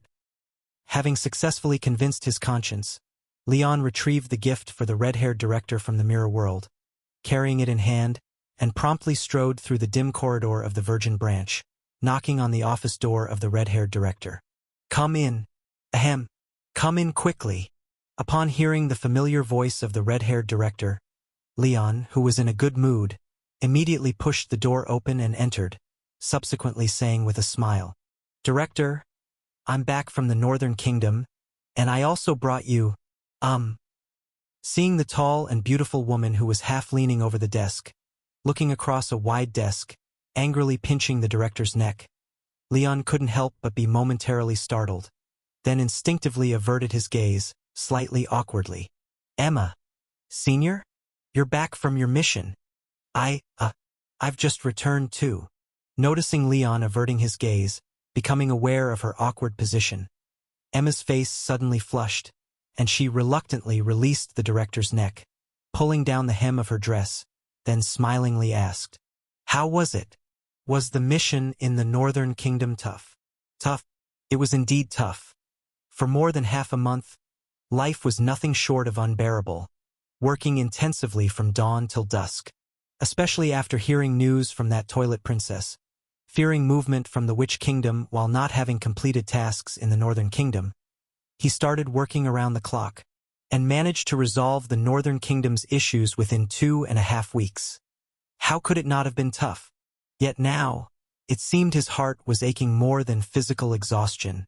Looking at Emma, who maintained her gentle smile yet with an undefined sense of distance, Leon felt a slight ripple in his heart lake, faintly tinged with bitterness. To be honest, having harbored feelings before towards the gentle and beautiful Emma, who had been very supportive of him.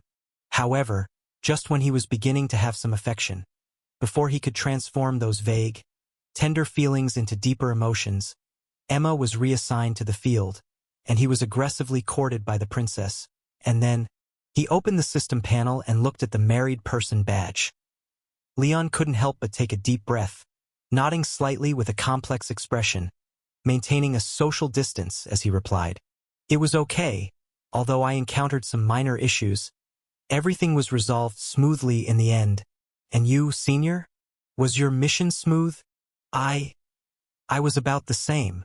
Stealing a glance at the ring on Leon's finger, the tall woman slightly lowered her head, softly responding, "Initially it went smoothly, but later some damn troubles arose, dragging it on for quite some time. So recently it finally concluded. I even missed your wedding." This. Hearing Emma mention his wedding, Leon momentarily didn't know what to say, so he awkwardly smiled, glossing over the topic, raising the wine in his hand towards the red-haired director. "Well, Director, I've brought back the wine you wanted." Oh. Upon Leon passing the conversation to her, the red-haired director, who was rubbing her neck behind Emma, immediately adjusted her expression, coughing slightly as she spoke. "Well, I knew you'd be able to do it, bringing me wine. Not. The task was arduous, so after coming back, have a good rest." Though he knew he probably couldn't rest for long, the faintly resentful gaze from behind had his heart lake uncontrollably swaying left and right. Realizing something was amiss, he didn't say much more, casually replying with a couple of sentences, then hurriedly left, making an excuse.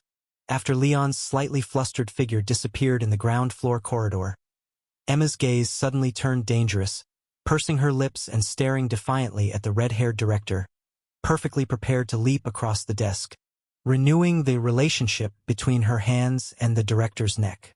No. Don't be impulsive. I can explain. Assigning you consecutive tasks, leading you to Miss Leon's event was not my doing. Placing her hands together in prayer, adopting a pleading posture, The red-haired director with eyes full of apology said. I only found out a few days ago that the High Witch King of Mephala Kingdom previously contacted the director of the Pisces branch, gifting her a crystal ball which contains many different weddings, leading to numerous different futures. And among them, the wedding of Leon and Queen Veronica led to the best future for the Pisces branch. So that wicked woman harbored selfish motives, sending you a bunch of joint action invitations, forcibly occupying your time. Emma, I can swear on these bottles of wine on the table, I didn't conspire with her. I really knew nothing about it. And if I lied to you, may all this wine be drunk by Leon. Swearing on the wine. After listening to the red-haired director, Emma couldn't help but bite her lips slightly. Her chest heaved twice violently. Then she slowly released her clenched fists. If Olivia had sworn on her virtue, not a word could be trusted. But since she swore on wine, well, it might carry a bit of credibility. So, what kind of future did that damned crystal ball reveal? A very important future. Seeing her close friend seemed to be considering letting her off the hook, the red-haired director secretly breathed a sigh of relief and hurriedly explained. According to that nasty woman from the Pisces branch, if Leon's marriage partner were Queen Veronica, he would gain an extremely significant special ability that could benefit the human race for hundreds, thousands, or even more years. Because of restrictions, she couldn't go into specifics, but it appears to be a miraculous power that, once conditions are met, could turn deserts into oases, transform glaciers into fertile land, and turn ravines into thoroughfares, a future of blessing for all humankind. Is it really that exaggerated? Although she had some vague guesses in her heart, after hearing the red-haired director's extremely exaggerated description, Emma couldn't help but furrow her brow in doubt, and then she asked, "Are you sure this is true?" "It should be true." Seeing Emma calming down, the red-haired director hurriedly raised her hand to swear an oath. The cost of revealing the future is great. That nasty woman from the Pisces branch almost lost her life to share this information. She probably wouldn't lie about it. If you don't believe it, think back to the previous joint task. Didn't she always stay out of sight? Actually, at that time, she had already half lost her life and was taken back to headquarters to recuperate. But even if it's for the future of the entire race, for the good of all humankind, you mustn't. Actually, maybe you can. After all, the importance on the scales seems to be on entirely different levels, and compared to the possible marriage between Leon and myself, it's clear that the welfare of all humankind is much more important. The creamy white fists clenched and clenched again. The rosy lips bit and bit again. Finding herself speechless, the tall beauty finally sat back in her chair, a bit defeated, and asked, "So, if I don't leave and end up with Leon, what will our future be like?" "The future of your marriage." Seeing her close friend's extremely depressed emotions, the red-haired director hesitated for a moment, then replied helplessly, "You'll die, both of you will die." Under Emma's wide-open eyes, the red-haired director lowered her voice and explained, "The specific process is unclear, but if you marry Leon, there's a high probability that both of you will, due to certain matters, prematurely leave this world and enter the realm of the dead. Although you won't actually die, Leon will linger at the entrance of the realm of the dead due to authority issues, while you will be left deeper inside, probably somewhere between the Burial Garment Mirror Lake and Corpse Soil Black Forest, and it'll be many, many years before you can see each other again." How could this be? Upon hearing such a tragic result, the tall beauty couldn't help but lift her head, and with a slightly panicked expression, asked, "Olivia, are you lying to me again? Is everything you said really true? Although I don't know the details, the outcome should be as I said." Seeing her close friend looking somewhat lost and forlorn, the red-haired director sighed inwardly. "Honestly, yours isn't even the worst, mine clearly is. Isn't it? If something really happened between Leon and me, and I lose my mind at the last moment, wearing a wedding dress and stepping into the hall with him, I would be forced to give up drinking. That would mean giving up alcohol. Although you might not think it's all that tragic, for me, there's no more unacceptable outcome than that." Recalling the miserable future she'd heard about if she married Leon, The red-haired director couldn't help but take a gulp of wine, and at that moment, the two close friends in the room both sighed over the same man. In a short while, it was still the red-haired director, who loved wine more than men, who first shook off the gloomy mood. She took out a task sheet from the drawer and handed it to Emma opposite her, tentatively asking, "Why don't you do another task?" Looking at the task sheet pushed in front of her, Emma was slightly taken aback, then gazed incredulously at the red-haired director. "I just missed, because of a task, and you still want me to take on another one? Are you even human? Do you really think I wouldn't strangle you? I mean, since you don't know how to face Leon right now, you might as well go out on a task to change your mood." Seeing her best friend's rising expression of anger, the red-haired director blinked her eyes and cautiously explained, "You know, there have been major issues recently over at the Thousand Sails Maritime Country. Anyone entering the Moonshielding Sea King ship's range will die completely after a day and night, and not even the board members can escape this rule. So, the branch is under pressure and has issued a dire order to us directors, forcing us to conscript all the cleaners with an undying body to investigate the situation at the Moonshielding Sea." Actually, Leon was also initially within the conscription range, but he seems to have a new task recently, and it looks like it's a designated one, so, "Emma, are you going?" "Aye." Upon hearing the red-haired director's inquiry, Emma couldn't help but recall the recent situation, remembering Leon's smile that was still close but started to maintain a subconscious distance, causing a sharp pain in her heart. "I should go." Covering her chest with her hand, the tall beauty nodded slightly and then said, with somewhat lowered emotions, "Olivia, could you take care of Ellie for me? Now things are different from before. It's not appropriate for Ellie to continue staying at Leon's place. Please look after her for me. But I'm not very good at taking care of children." Hearing Emma's words, the red-haired director's face stiffened slightly. Then she gripped the bottle on the desk tightly, blinking her eyes and saying, "My thought is, it's best for kids not to change their environment too often, so let's keep things separate. You and Leon didn't end up together, but that doesn't stop Ellie from staying at his place, right? How could it not affect?" It could. After giving two affirmative responses, the red-haired director watched Emma's expression and tentatively suggested, "Why don't you let Ellie call him godfather?" "Ah. Huh? You want Ellie to acknowledge me as her godfather?" Faced with the strange proposal from the red-haired director, Leon, who was called back after Emma left, couldn't help but ask in confusion, "Why?" Never mind. I was just suggesting." After hesitating slightly, the red-haired director waved her hand, indicating that Leon need not concern himself with her previous words, and then she asked expectantly, "Little Leon, Emma will have to go on another mission in a while, so Ellie will probably need to stay at your place a bit longer. That shouldn't be a problem, right?" "Of course, it's no problem." Leon nodded slightly, furrowed his brows in thought for a moment, and then vaguely guessed the reason for becoming the godfather. Emma probably thought it was a bit inappropriate for little Ellie to stay at his house since he was already married, so she wanted to ask the director to take care of her. However, given the director's lack of self-care ability, she probably couldn't even keep a turtle alive, let alone take care of a child. So this absurd idea of becoming a godfather was likely just something she came up with on a whim. "I knew I couldn't hide it from you." Seeing Leon's expression, understanding that he had probably guessed the reason, the red-haired director helplessly blinked and then reluctantly handed him a bottle of polar bear lager from the table. "Do me another favor. Drink all the beer on the table."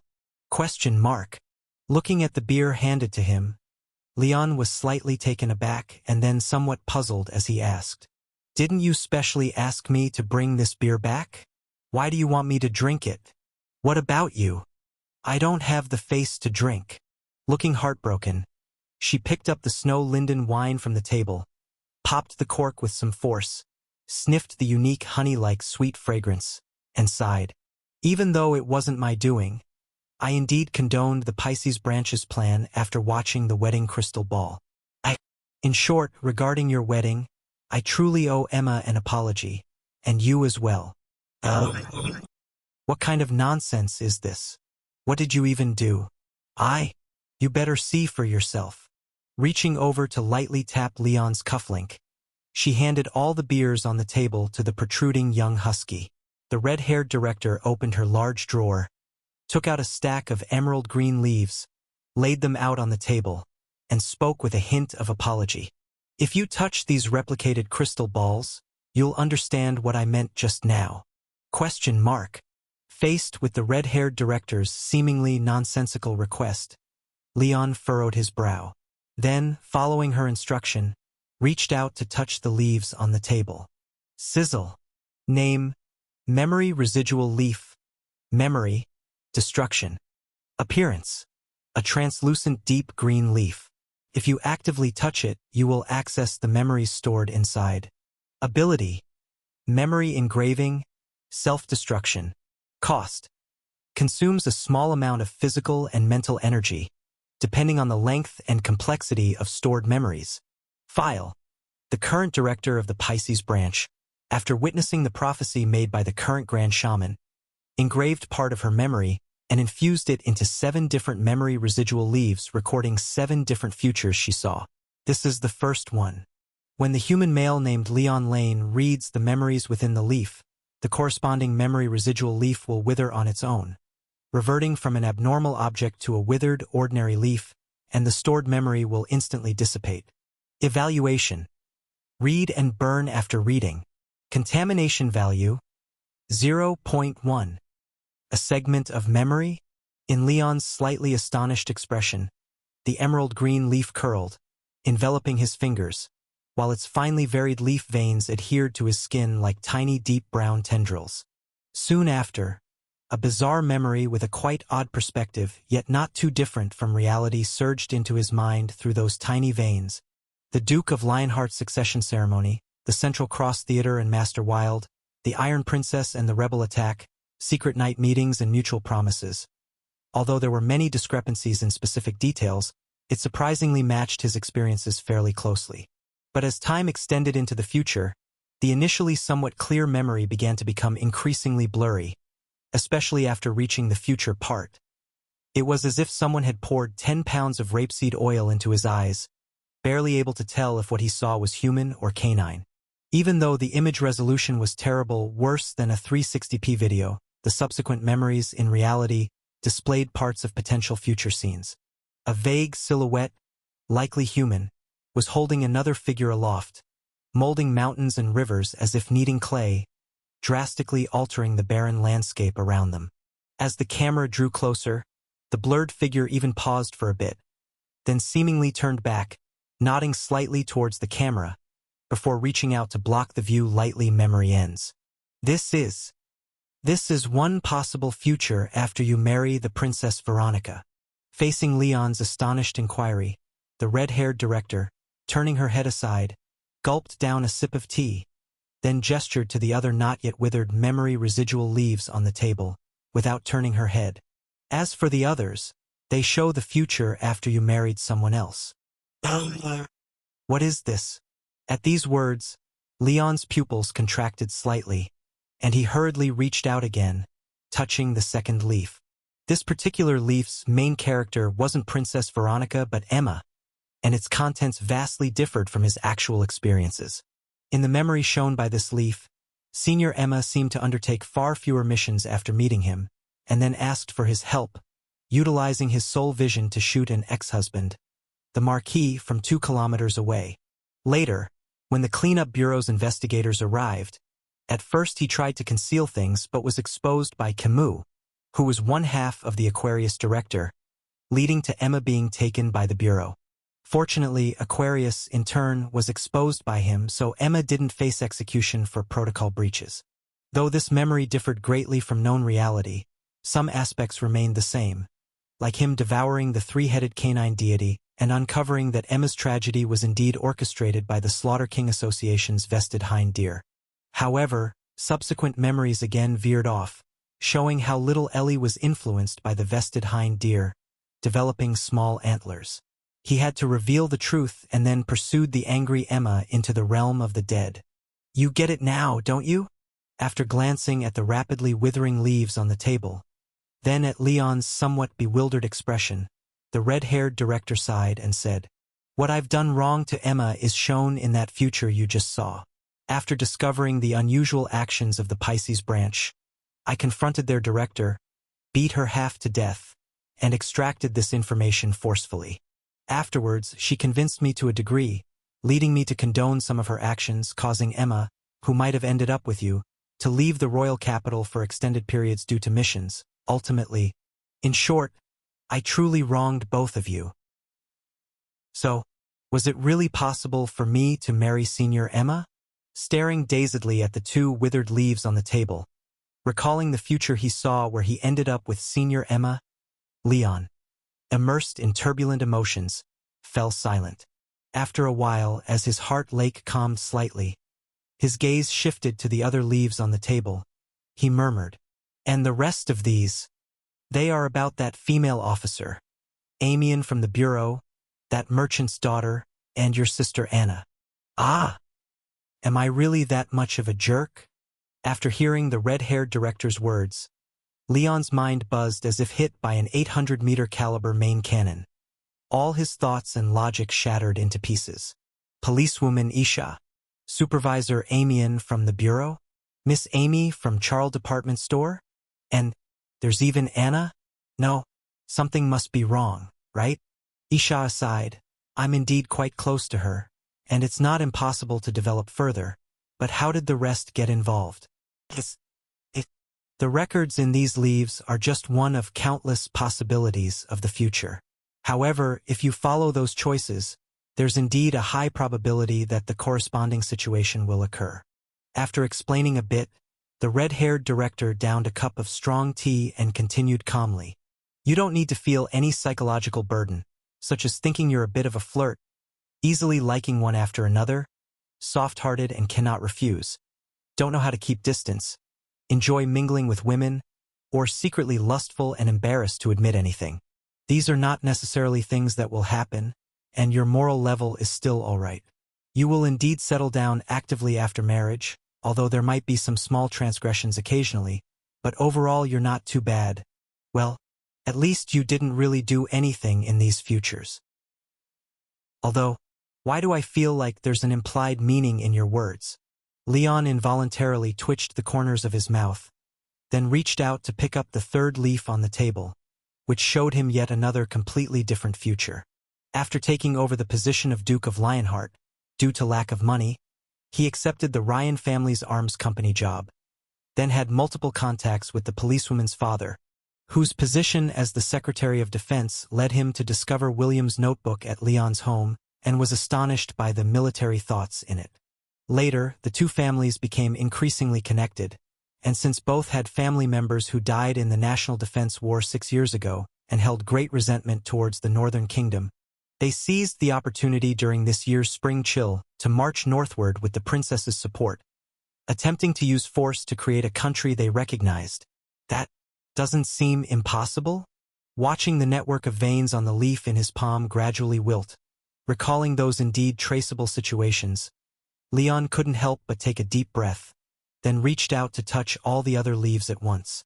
The brown veins quickly extended and then wilted, while Leon's mind again presented 3 entirely different future memories. Unlike the path of becoming an arms tycoon and colluding with the Secretary of Defense to forcefully whip half of the world, his remaining few marital paths seemed relatively harmonious. First was the wealthy little lady, Amy. When invited to her house for dinner, if he really went, he would, through Charles Department Store's connections, prematurely contact the Scales Gold sect of the Goddess of Fortune, then mixed in to become a bishop of the sect. Next was developing industry coupled with financial games, stayed up at night working as a cleaner, and during the day waved huge sums of money and industrial goods, even ended up buying out the golden village of the Kingdom of Morna. Finally, he gobbled up the Holy Spirit 3 veins of the Scales Gold sect in one fell swoop, upgraded the Holy Spirit badge to the highest level, directly used money to crush the Goddess of Fortune, and tried to change the world with the power of wealth. As for the route involving Supervisor Amian, it appeared quite abstract. if he didn't take the drunken director to the second-floor reception room on the day she was drunk, but tried to hand her over to other female supervisors instead and patiently searched more on the first floor, he would find someone actually inside Supervisor Amien's office. Once he called her out from the basement inadvertently under her unintended influence, he would discover the special usage of abnormal objects, and relying on a strange ability possibly related to some badge, he would develop nuts tricks allowing others' intestines to quickly grow taste buds. Later on, Supervisor Amien, amazed by this twisted creative idea and curious, would actively approach him and form a relatively stable partnership, researching and carrying out tasks together. After a period of development, their task partnership would become notorious for their poisonous tactics across all branches, eventually becoming a team making adversaries in 13 planes around the 4 big and 9 small known dimensions frightened. As for Anna, this path's memory is exceptionally fuzzy, and the future part is almost entirely unclear, relying only on his experiences to vaguely identify some past circumstances. If his fake identity as Duke of Lionheart gets exposed, and the old investigator disguised as Aquarius director identifies him as the culprit of the Ryan Blood Knight, he would face the Cleanup Bureau's sanctions. Then, to save him, Anna would connect with the Cleanup Bureau through Supervisor Emma and reveal the issues regarding the warm home photo to the director, allowing her to discover the anomalies with the Aquarius director. Subsequently, to protect him and examine the intentions of the Aquarius director, the director would engage her abstract, quirky mind, providing Anna with lousy suggestions, encouraging her to inherit the Duke of Lionheart position just below him in succession order, and issue a letter of understanding through the kingdom. Once the victim's family expresses understanding, the director would forcefully defer the punishment of him through the director of Taurus until the Aquarius director's conspiracy gets unveiled, after which he would return from the bureau, and Anna, holding the narrowly escaped Leon, would cry with joy. The rest is unclear. This is truly, having looked at 6 future scenarios in rapid succession, viewed 5 of them as the protagonist but with experiences and developments markedly distinct, Leon felt mixed emotions. Despite these futures differing vastly from what he knows of his situation, given his understanding of his own character, he indeed holds a high probability, if faced with those situations, of genuinely choosing according to the Leaf memories. So although these memories diverge completely from reality and their visual quality is extraordinarily blurry, they are extremely real to him, as if there truly exists a version of him that made different choices down divergent paths. Especially these 6 distinct futures each. Wait. Recalling specific instructions about the memory residual leaf he previously saw, Leon couldn't help but frown. Why are there only 6 leaves? Shouldn't there be 7? No. Your ability is too annoying. You even dug out this kind of information? After hearing Leon's inquiry, the red-haired director's back instinctively twitched slightly. Then she calmly lied with a straight face. The last leaf belongs to Philea. You brought her back from Kralik Kingdom and became neighbors with her. As your relationship gradually warmed, 2 lonely hearts grew closer and later. Like heck, I believe you. In frustration, he clicked his tongue, sneering at the director obviously talking nonsense. Leon insisted on reaching out. So where's the leaf? Let me see that 7th leaf. At the time, Director Pisces was heavily injured by me, and the 7th leaf wasn't finished recording before fainting, so... Lies. Alright, actually I broke the last leaf, you... Hey? You're pulling out the wine too. Don't pour my wine on the floor. You... Fine. I'll return the leaf to you. Okay? Refusing a toast only to drink a forfeit. After screwing the cap back onto the birch liqueur bottle, Leon let out a hum of satisfaction and took the last leaf from the red-haired director, whose face was full of resentment. ZZZ. Name: Memory Residual Leaf. Memory: Destruction. Accompanied by the familiar faint noise, another distinct style of memory entered Leon's mind through the leaf veins of the memory residual leaf, and the first scene in this hazy memory was the director, now in a bright red gown, brushing her vibrant long hair to the side of her neck, unconsciously biting her lower lip and shyly murmuring, "Leon." Huh?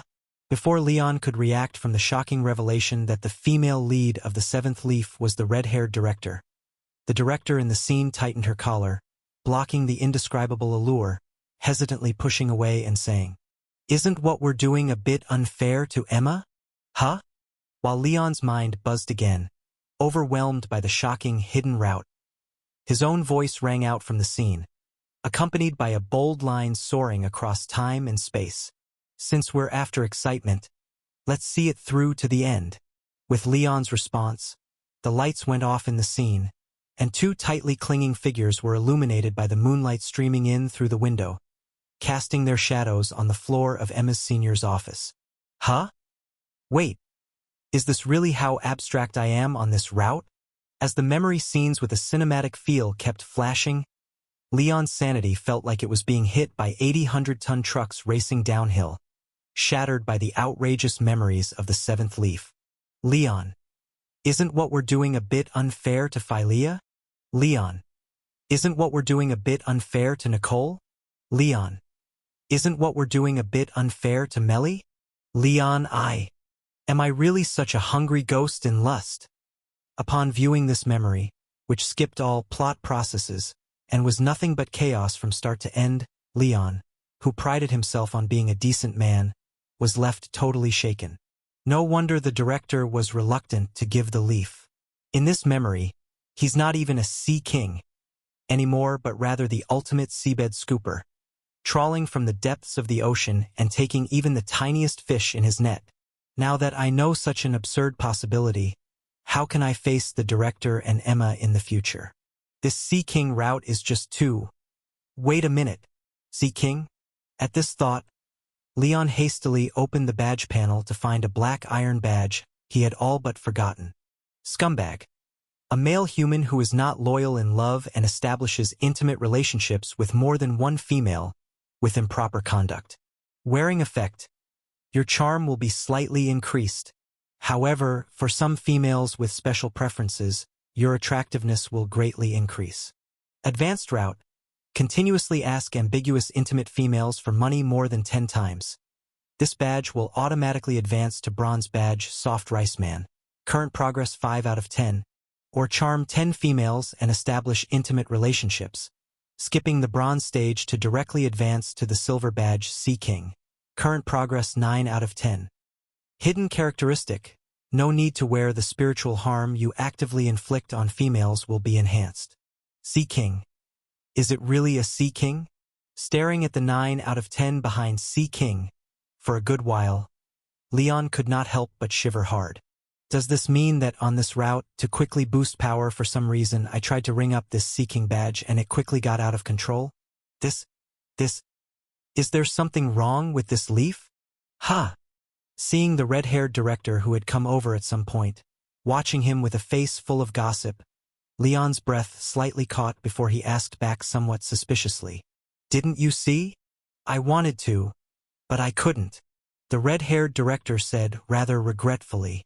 The memory in here is just one of many possibilities. It doesn't necessarily happen, but in the end, it involves some future things, and the cost of leaking the future is great. For beings like you who are less than a true god, seeing a glimpse of your future doesn't require much. But if someone like me, who is infinitely close to the Pillar God, were to learn specific details of my future, it would be consuming enough to drag down the Grand Sorcerer and that woman from the Pisces branch half dead. So, you only know the female lead should be you, but you don't know what exactly we did? Hearing the red-haired director's words, Leon couldn't help feeling as if he had been granted a reprieve, feeling an opportunity to salvage his character, which was almost crumbling at the cliff edge. And as Leon breathed a sigh of relief, the red-haired director seemed to be suspicious, her originally gossip-filled eyes suddenly sharp, squinting slightly as she asked, Leon, did you see something unusual? I did see something unusual. After calming down slightly, using his strong psychological quality and excellent facial control ability, Leon's stiff face instantly softened. Then he opened his mouth in exaggeration, fabricating. Director, did you know? In the future I saw you actually quit drinking because of me. Ha ha ha, this is really... Director. Seeing the pupils slightly shrink uncontrollably, clearly startled red-haired director, Leon couldn't help but raise an eyebrow quizzically. Yet, watching the slightly puzzled Leon, the red-haired director's left arm that was folded behind her trembled unconsciously before she quickly returned to normal, her eyes full of disdain as she said, "Living like that would be too boring. Men aren't as good as alcohol, thankfully. I didn't really do anything with you. Hee. I think so too." After exchanging a few sentences naturally, Leon glanced at the time, then hurriedly found an excuse, happily taking his leave. And once he somewhat awkwardly exited, the red-haired director also relaxed, moving slowly back to the desk, placing the crystal she held in her left hand onto the table somewhat exhaustedly. "Gave me a scare. I thought the memory manipulation crystal had failed when he suddenly mentioned quitting drinking, rubbing the disorderly colored crystal pieces after extracting the real memory she tampered with when Leon received the memory via the memory residual leaf, and observing the constantly flickering hazy light and shadow in her palm, the red-haired director couldn't help but heave a deep sigh.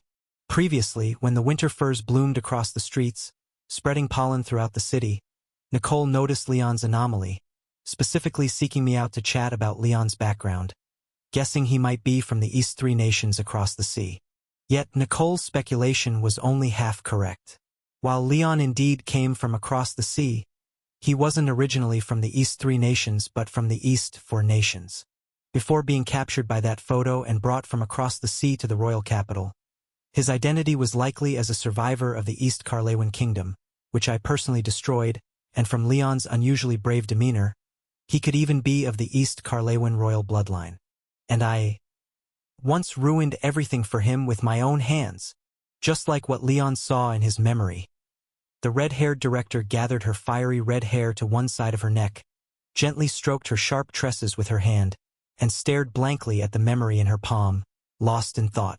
Probably both Director Pisces and the Great Witch King knew that one's own memories shouldn't be given away recklessly. So in this bundle of memories that she had snuck out, there were very few scenes involving the future, only a few hazy images. And she in this memory also lacked the courage to face all of this, and similarly chose despicably to hide the truth temporarily after knowing it. Then, upon learning about the attempts of the East Carlewin Kingdom's survivors to restore the country with the help of the Western Carlewin Kingdom, she couldn't help but leave the royal capital to investigate. Afterwards, it was a series of indiscernible blurry scenes, so vague that nothing could be made out, only knowing that Leon also went over, found her and said something, after which it was yet another indistinct, chaotic future. And in the end, on this path Leon did not marry Princess Veronica and seemed to have developed some feelings for her. And as for herself, did she not seem to reject it? So, do I actually have a tiny bit of feeling for Leon as well? After tugging at her hair with force, the red-haired director, tormented internally, let out a sigh, then leaned forward, knocking her forehead onto the desk with unexpectedly great force, again and again. "Damn Pisces! Damn Great Witch King! What's going on with the future exactly? Can these cryptic bastards just drop dead already? Also, once the matter with the East Carlewin Kingdom starts, I definitely won't be able to resist investigating it, which means I'd be up against the future again. But now that Leon is already married, what if something really happens between us? Though I'm a bad woman who enjoys deceiving others, sometimes even wanting to fool myself, I didn't intend to go bad in this area. Vaguely aware of something, the red-haired director suddenly lifted her head and saw Lila, who was reaching for the doorknob, attempting to close the door quietly, and Miss Zhuangpa, who was caught by her gaze, instinctively shivered all over, then, full of panic, waved her hands repeatedly and said, "Director, I wasn't peeping on purpose. I just came out of the storage room opposite, saw that your door wasn't closed, and then... So, you saw me banging my head on the table, huh?" After rubbing her temples speechlessly, the red-haired director also waved her hand, saying with a helpless face, "It's fine. It's not your fault. It's because I carelessly forgot to close the door. Oh, Lila, have you encountered any special situations recently? I've seen some things."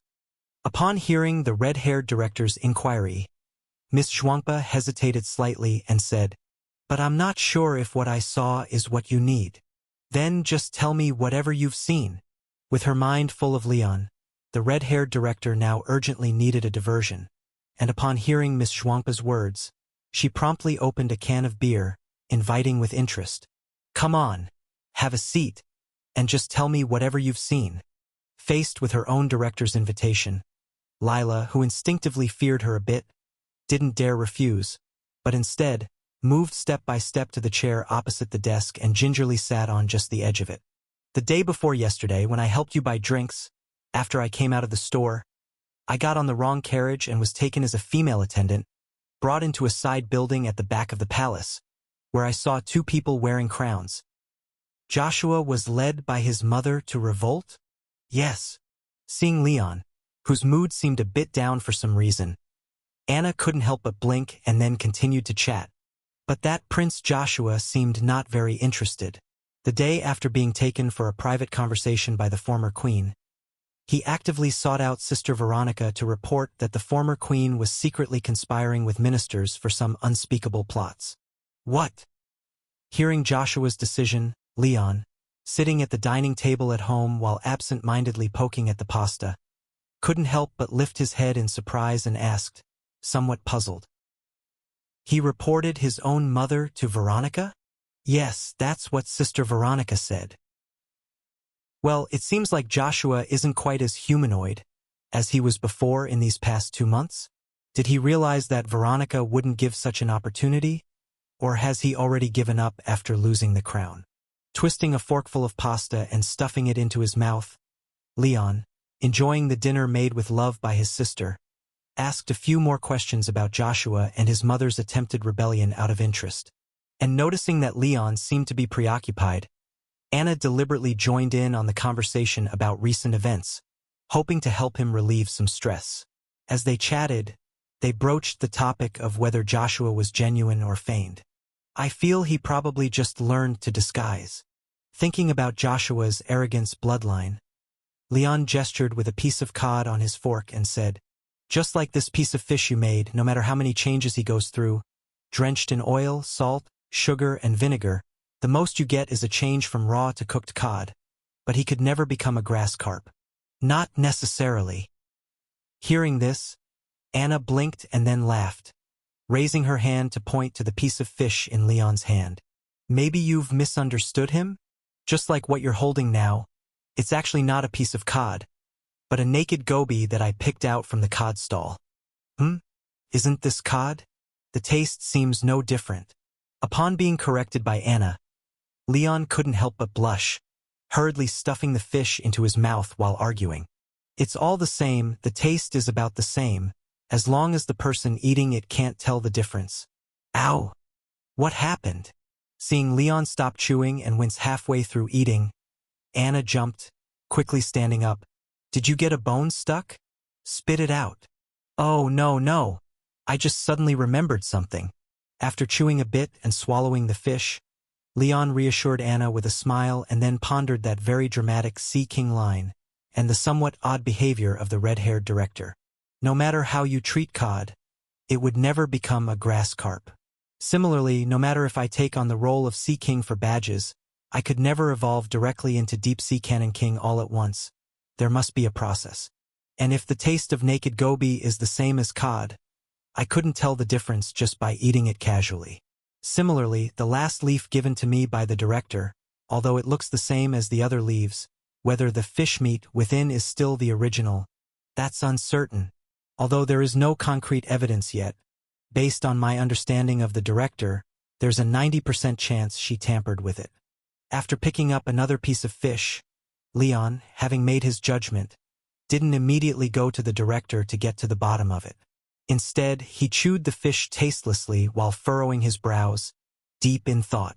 If someone else chose to conceal something, I would definitely ask them immediately to intervene in time and avoid any regrettable outcome, but the director is a special case. Given her personality, or rather her extremely low moral standards, if she encountered a situation she felt she couldn't handle, she would definitely not force herself. She would immediately use all her means and mobilize any available force. Throwing tantrums, playing dirty tricks, being underhanded, tripping someone up, She'll use whatever tactic works. Overall, the director, who always practices pragmatism, has ethics that are unfathomably low when it comes to handling serious matters. And there's no chance of her being stuck in a bind. As for whether doing so would be embarrassing, whether the means are despicable, or whether it violates rules, such considerations aren't even in her scope of thinking. So if she plans to hide something from me, she must be confident she can solve it alone, judging that it's okay without outside assistance. And more important than that, if I go to ask her, she might turn the tables and tease me, chasing me with questions about what I've seen, followed by mocking me for my fanciful thoughts, finally shirking my questions. SK. Is she planning to not tell me anything for fear I'd confront her after discovering the problem, and thus simply concocted such an obviously flawed fake memory? Seems she's adamant about not speaking to me. However, just as Leon was deep in thought, pondering how to extract the truth from the red-haired director's mouth, sitting beside him at the dining table, Anna reached out and gently patted his arm. "Brother." After calling out, the slender young girl somewhat worriedly asked, "Is there something wrong between you and Sister Veronica?" Upon hearing Anna's sudden odd question, Leon's eyebrows rose in surprise, and then he asked somewhat puzzled, "Anna, why would you ask that?" "Because you seem to have something on your mind," and, glancing at the almost eaten braised fish on the table, and then at the other two dishes which were barely touched, Anna couldn't help but express concern. "And you haven't seen Sister Veronica for so long. After returning, you went straight to handle work, then came home for dinner, without mentioning seeing her. So I was thinking, maybe something between you two is—" "No, you're overthinking it." After listening to the slender young girl's concern, Leon couldn't help but chuckle. Then, while putting down the spoon and scooping some mashed yam, he replied, "It's not that I don't want to see Veronica, but it's too early to go look for her now." "Too early? MHM. After putting a spoonful of mashed yam with blueberry sauce into his mouth, Leon explained with a smile, "Veronica is a super workaholic. Her schedule is very full, working until after 1 at night most days. Although I can see her during the daytime, it might affect her work, so it's better to visit in the evening." The mashed yam tastes really good. "So that's how it is." After Leon's explanation, the slender young girl slightly sighed in relief. Then, looking at her brother, who was eagerly plunging into the mashed yam, she commented with a slightly helpless expression, "So, just not to interrupt her work, you're simply not going?" "Huh?" Seeing his sister's peculiar expression, Leon asked confusedly, "I am going, didn't I just say? I'm just planning to go in the evening." "Go now." "Ugh, you don't understand her habits. She surely hasn't finished her work yet." "I may not understand her, but I understand women." Swatting away Leon's hand as he reached for another spoonful of mashed yam, the slender young girl complained, somewhat exasperated, "The wedding just finished and you went on an extended trip. Not having seen each other for over a month doesn't make you anxious. Planning to wait until tonight when it's convenient. Only Sister Veronica would put up with this. If it were another woman, you'd be preparing to be single forever. No, you don't understand the situation. Veronica has been busy with serious matters recently. I don't need to understand the situation, just need to understand you." With a less than cheerful look at her big brother who still wanted to explain, Anna picked up the plates, one in each hand, and promptly showed him out. "Time for you to go out. Melanie wet the bed yesterday feeling embarrassed, got up in the middle of the night and took your blanket, and now it still hasn't fully dried. Today there's no place for you to sleep at home." "Huh? Leave, go on." "What's going on?" As the prince was unceremoniously sent out by his sister, having to hail a carriage in the night breeze, the queen, caught up in her intense overtime work, looked up in confusion and directed her gaze towards her maid. "Is there a problem with the correspondence I asked you to return?" No. Upon hearing Queen Veronica's inquiry, the young maid shook her head quickly, then quietly reminded with wide-eyed bewilderment, "Returning this correspondence means, according to the reply specifications you mentioned, that the Department of Transportation will need to revise the plan and then rush to you overnight for confirmation. You'll be quite busy today because of it. What's wrong with being busy? There's really nothing wrong. But the Prince's Sky Clipper has already returned, right? If Prince Leon comes to look for you, don't worry, there's still time. Upon hearing this, Queen Veronica first glanced at the clock on the table before burying her head back into her documents, casually responding. Leon is likely to come by around 1:15. Don't worry, the returned correspondence won't affect his visit. Oh? Upon hearing Queen Veronica's confident response, the young maid was slightly perplexed. Judging by Her Majesty's certain demeanor, Prince Leon must have sent someone to contact her in advance, agreeing on a time to meet. But I've been on duty all day. Why don't I know anything? Because no one came, the timing was just my guess. Clarifying the young maid's confusion, an exhausted Veronica stretched, explaining as she moved about. Leon may act without reservations, but he genuinely values serious matters. He definitely won't interrupt others during their work, even if it's me, his wife. Receiving the local specialties he procured from the north, my speed at handling things here determines the speed of supplies reaching the north. This is a very important, serious matter, so he'll surely wait for me to finish before coming over. I see. Upon hearing Queen Veronica's explanation, the young maid nodded in realization, while she couldn't help but smack her lips, feeling a strange hint of sweetness in her mouth. It's really nice, barely needing any exchange to know what the other person probably thinks. This must be that unique kind of intimate understanding between couples. Isn't it? TSK, Cousin and Prince Leon are really just, Why is there a man outside the window? And why does he look exactly like Prince Leon? Leon. After sending away the strange little maid, Queen Veronica, with cheeks slightly flushed, looked at Leon, who was in his casual clothes, and joyfully yet helplessly complained.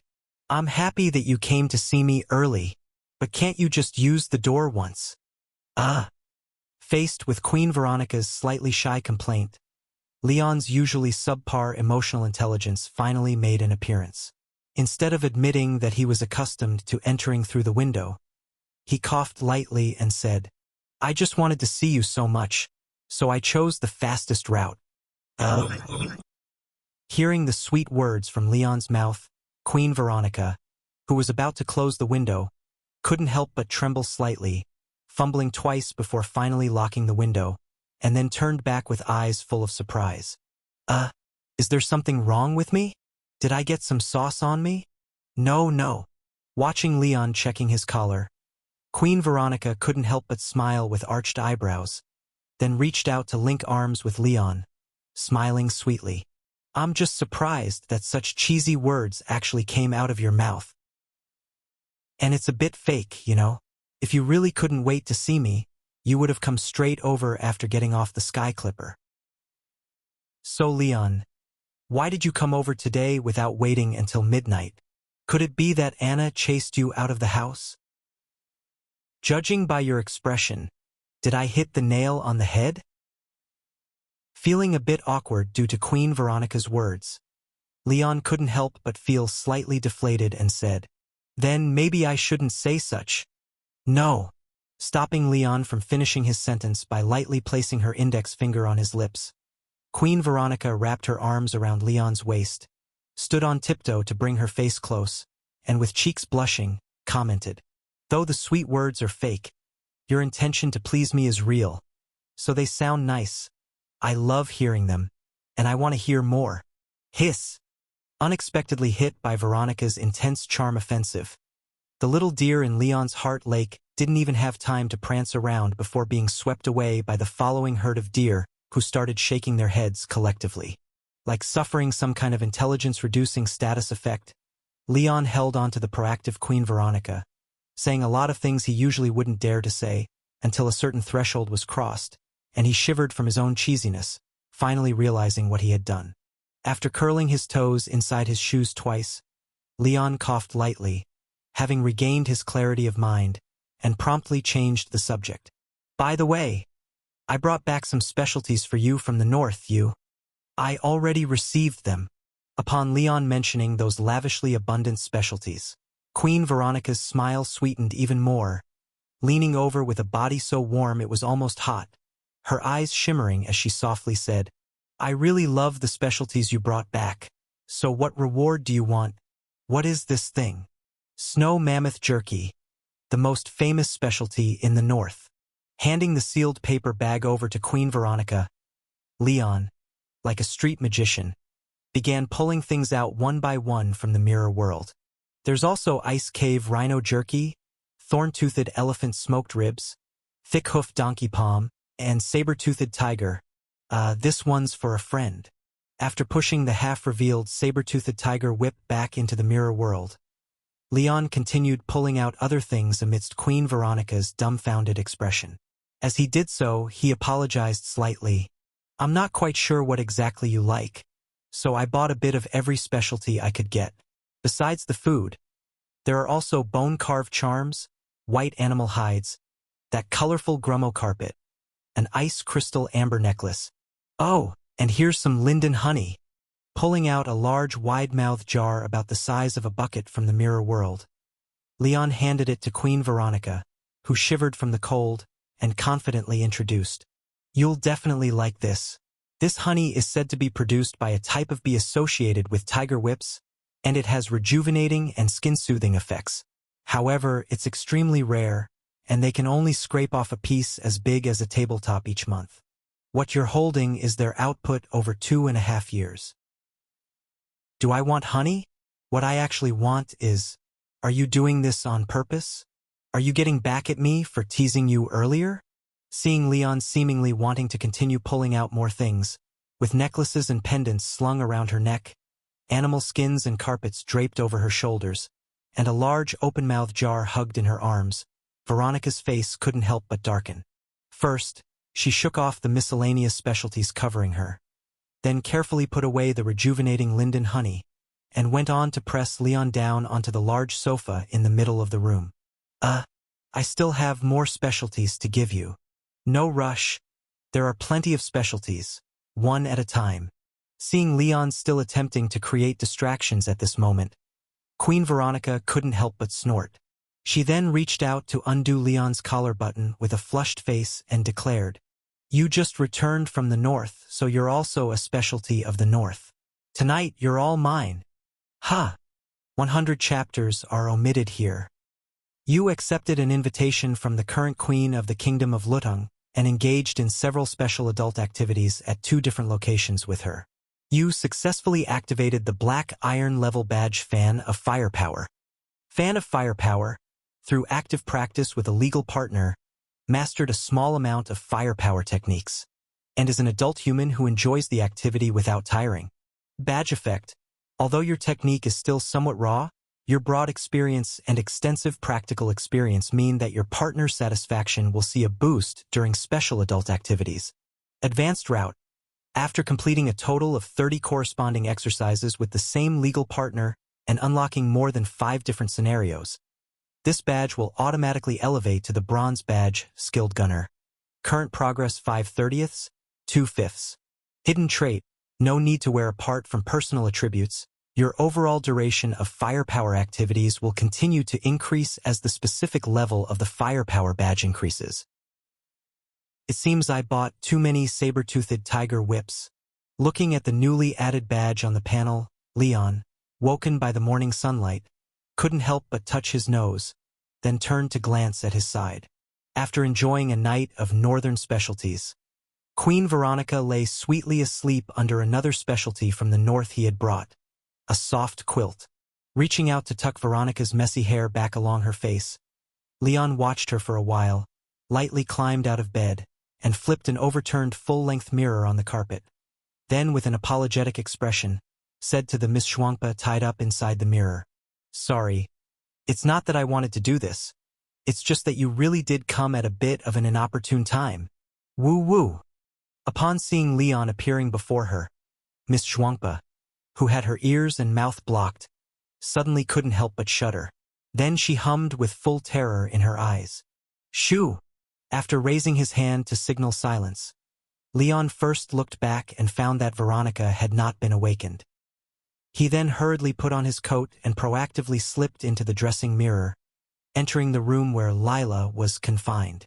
"Let's change places to talk. Why did you suddenly come to the palace?" Woo, woo, woo, aha. After the northern specialty beast hide stuffed in her mouth was pulled out, Miss Zhuangpa, now unbound, took a long breath and shrank before answering. I was just passing by. Passing by. It was when Miss Lisa took me, rushing through mirror after mirror. I couldn't hold it any longer, so I came out to catch my breath. Pointing at the glass beside Leon and indicating for him to look at the golden hair inside, Miss Zhuangpa timidly explained. "Yesterday I mentioned Prince Joshua to the director. After listening, the director seemed somewhat surprised, so he sent me to check Joshua and see if there's anything strange about him." Strange? Upon hearing this, Leon couldn't help but raise his eyebrow. Does the director suspect Joshua has awakened an abnormal object? I'm not sure what's going on, but the director gave me this to check. Reaching into the side pocket of her skirt, Miss Zhuangpa pulled out a women's wristwatch, handing it over. Leon examined the style of the watch curiously and touched the crown of the women's wristwatch. Ziz. Name. Time difference watch. Detection. Appearance. A lady's wristwatch made by Time must be Precise Company of Kralik Kingdom 608 years ago. The case is sulfurized white steel, the interior mechanism adjusted brass, equipped with soft gold magnetized hands and reverse suede leather straps. The back is engraved with the founder of Time must be Precise Company, Evans Rockda's signature. Ability, time difference detection. Cost, none. File. As the most outstanding watchmaker in human history, Master Evans Rockda's wristwatch is not only exquisite and durable but uniquely precise, said to have a deviation of less than 0.01 seconds even after 100 years of wear. Yet, as Rockda's final masterpiece, this lady's wristwatch frequently displays huge timing errors, with the largest documented one occurring on the 7th anniversary gear inside the case, a total time difference of 43 years, 9 months, and 6 days. Faced with this extraordinarily faulty wristwatch, Master Rockda was immensely satisfied and reportedly told his wife that this highly erroneous and odd wristwatch was his lifelong favorite, incomparable to anything else. In response, Master Rockda's wife was exceptionally furious, shouting, "Then go across with your watch," and with a feather duster, drove the shocked Master Rockda out of the house. Evaluation. Time is an unstoppable river. No matter how exceptional a time traveler is, after a brief past or future touch, they will never perfectly return to their original spot, inevitably causing more or less time differences. When you wear this wristwatch and contact any time traveler, this ultimate masterpiece by Master Rockda precisely reads the errors on them and provides exact time difference readings, without a hint of mistake. Contamination value, 0.1. A special wristwatch for detecting abnormal objects related to time anomalies. So, does the director suspect that Joshua has not only awakened an abnormal object but also a time-related one? After reading the description of the time difference watch, Leon felt a surge of curiosity in his heart. After looking back at the mirror, confirming that Veronica was unlikely to wake up soon, Leon tidied up his coat and then, with interest, proposed, "Why don't I go with you?" Though our relationship is somewhat average, Joshua is, after all, Veronica's brother. Rounding it up, he is my relative too. There's no problem if I, his relative, tag along for a glance, right? No problem. For this kind-hearted senior who brought her into the Virgin Branch, Miss Zhuangpa still held considerable respect, or rather fear. Upon hearing Leon's request for watching, she promptly agreed. As Miss Lisa barked, Leon and Miss Zhuangpa were directly sucked into the nearest glass, shuttling through the glass windows scattered throughout the palace. Relying on the connectivity of Mirror World, in less than 20 seconds, the two and a dog traversed half of the palace complex sideways, finding Prince Joshua, now semi-confined in the manor. Even though Veronica, for the sake of their blood relation, did not retaliate against the old king and Joshua's mother-son pair, The complete loss of succession rights was still a massive blow to Joshua. TSK, not enough beating. As Leon looked at the human-like punching target in the centerpiece of Joshua's bedroom, resembling his own features by 80%, he involuntarily twitched his mouth and felt a rare itch in his right hand. And in the room, Prince Freckles, unaware that two people had stealthily entered his room, spat towards the Leon target in the center of the room from the balcony, habitually stroking his face hard afterward. "Oh? I haven't hit you yet, why did you start hitting yourself? Could it be that spitting towards my target gives you a sense of guilt?" Under Leon's confused and puzzled gaze, the face slapping Joshua's eyes slightly defocused for a moment. At the same time, the hands of the time difference watch on Miss Zhuangpa's wrist rapidly jumped towards future time. "It's this. It is this." Detecting the time difference watch's reaction, Miss Zhuangpa couldn't help but feel a burst of joy, hastily patting Leon's arm to signal him to see the hands on her watch, which had begun showing discrepancies. With her reminder, Leon noticed the abnormal readings and looked at Joshua's right cheek with astonishment. Meanwhile, with his gaze cleared, Prince Freckles sharply turned his head, staring at Leon's face through the mirror cabinet. "You! Good morning." With a gentle smile towards his brother-in-law, Leon stepped out of the mirror cabinet, grabbing Joshua by the back of his neck, pulling the fleeing Joshua back, giving him a light slap. Slap! Ziz! Name: Omen of beating. Observation: immunity. Appearance: the left cheek of Joshua, former prince of the kingdom of Lutung. Name: Omen of beating. Observation: immunity. Appearance: left cheek of former Prince Joshua of the kingdom of Lutung. Ability: impact observation, facial immunity. Cost: requires a full-force punch filled with anger to the left cheek to trigger the predictive effect of impact observation.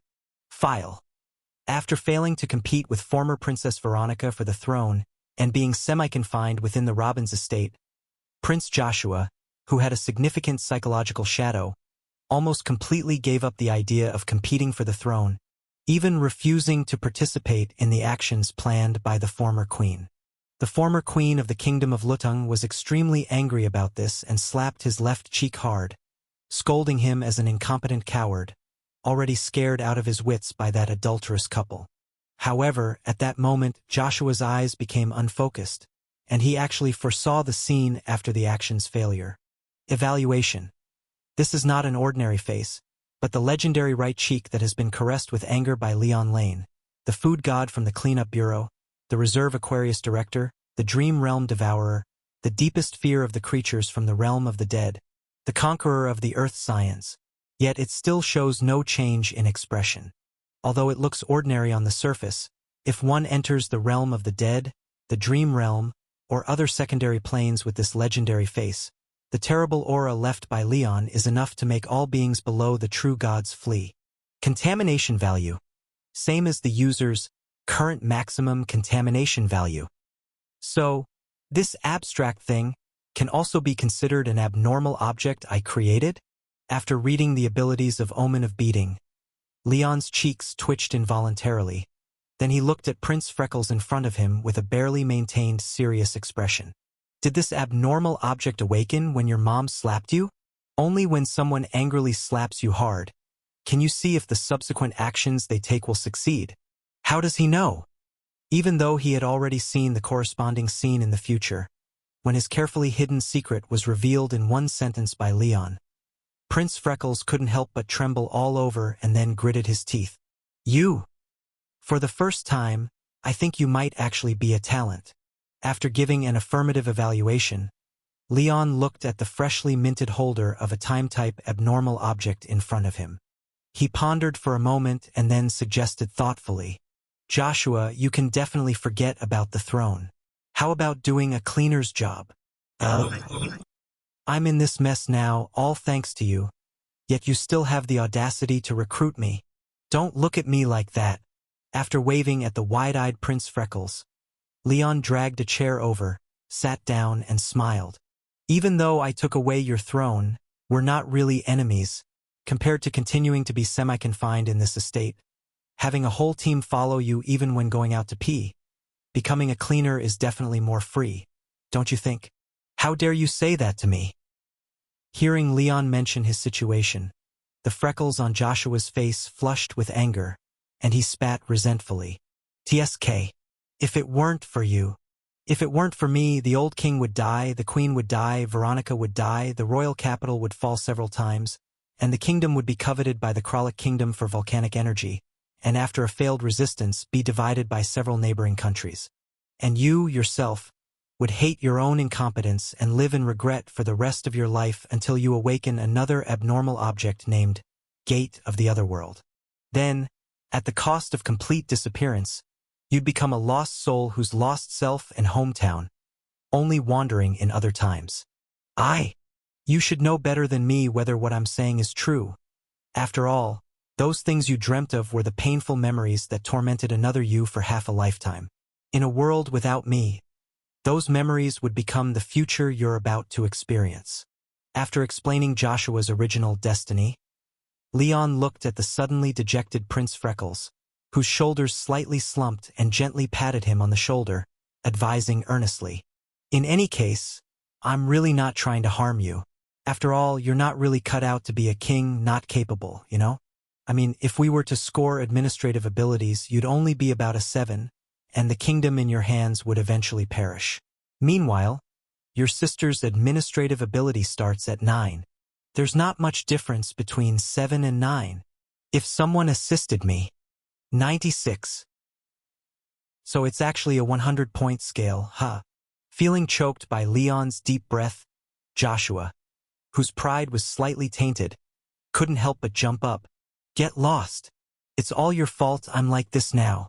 Even if you beat me black and blue today, even if you beat me to death right here, I absolutely won't be some cleaner. All right then." Watching the gesturing and swearing Joshua claim a vow of refusal to cooperate, Leon couldn't help but sigh, then turned to Miss Schwampa behind him and spread his hands. "Layla, you saw it. I did attempt to recruit him and even offered decent terms. Yet he didn't agree." Upon hearing Leon's words, Prince Freckles' expression stiffened slightly, as if detecting something amiss. What do you mean? I mean, if you'd be willing to be a cleaner, I could get your semi-confinement lifted and then let everyone rely on your abnormal object to predict whether the upcoming tasks would be safe. But if you refuse to be a cleaner, then we'll go through a bit more hassle, file an extra report before each mission, and specifically come here to slap you to predict whether future actions would be safe. So, what's the difference? Whether I agree or not, you're still going to slap me." Lighted by Leon's answer, Prince Freckles' naturally sharp tone escalated abruptly by 8 degrees. "This is coercing a member of the royal family. It violates the agreement between your cleanup bureau and the 12 royal families. You'll be sanctioned by the Cleanup Bureau. Desperate times call for desperate measures. Her Majesty the Queen will issue a letter of understanding, and as a prince, I can sign to express consent." "You damn!" Shocked by Leon's brazen response, Joshua gritted his teeth and threatened, "I'll report you. I'll go to the Cleanup Bureau and accuse you. Who would care? Someone will definitely care." The exasperated Prince Freckles shouted angrily without choosing his words. "If that woman in your branch doesn't care, there's still the director, and that so-called general director. I don't believe you can cover up everything on your own. Sorry, I might be able to cover things up a bit."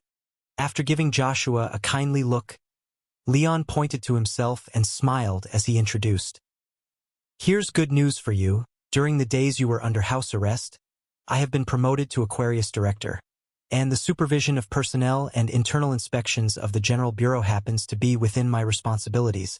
So who do you want to report to? Tell me, and I promise to handle it impartially."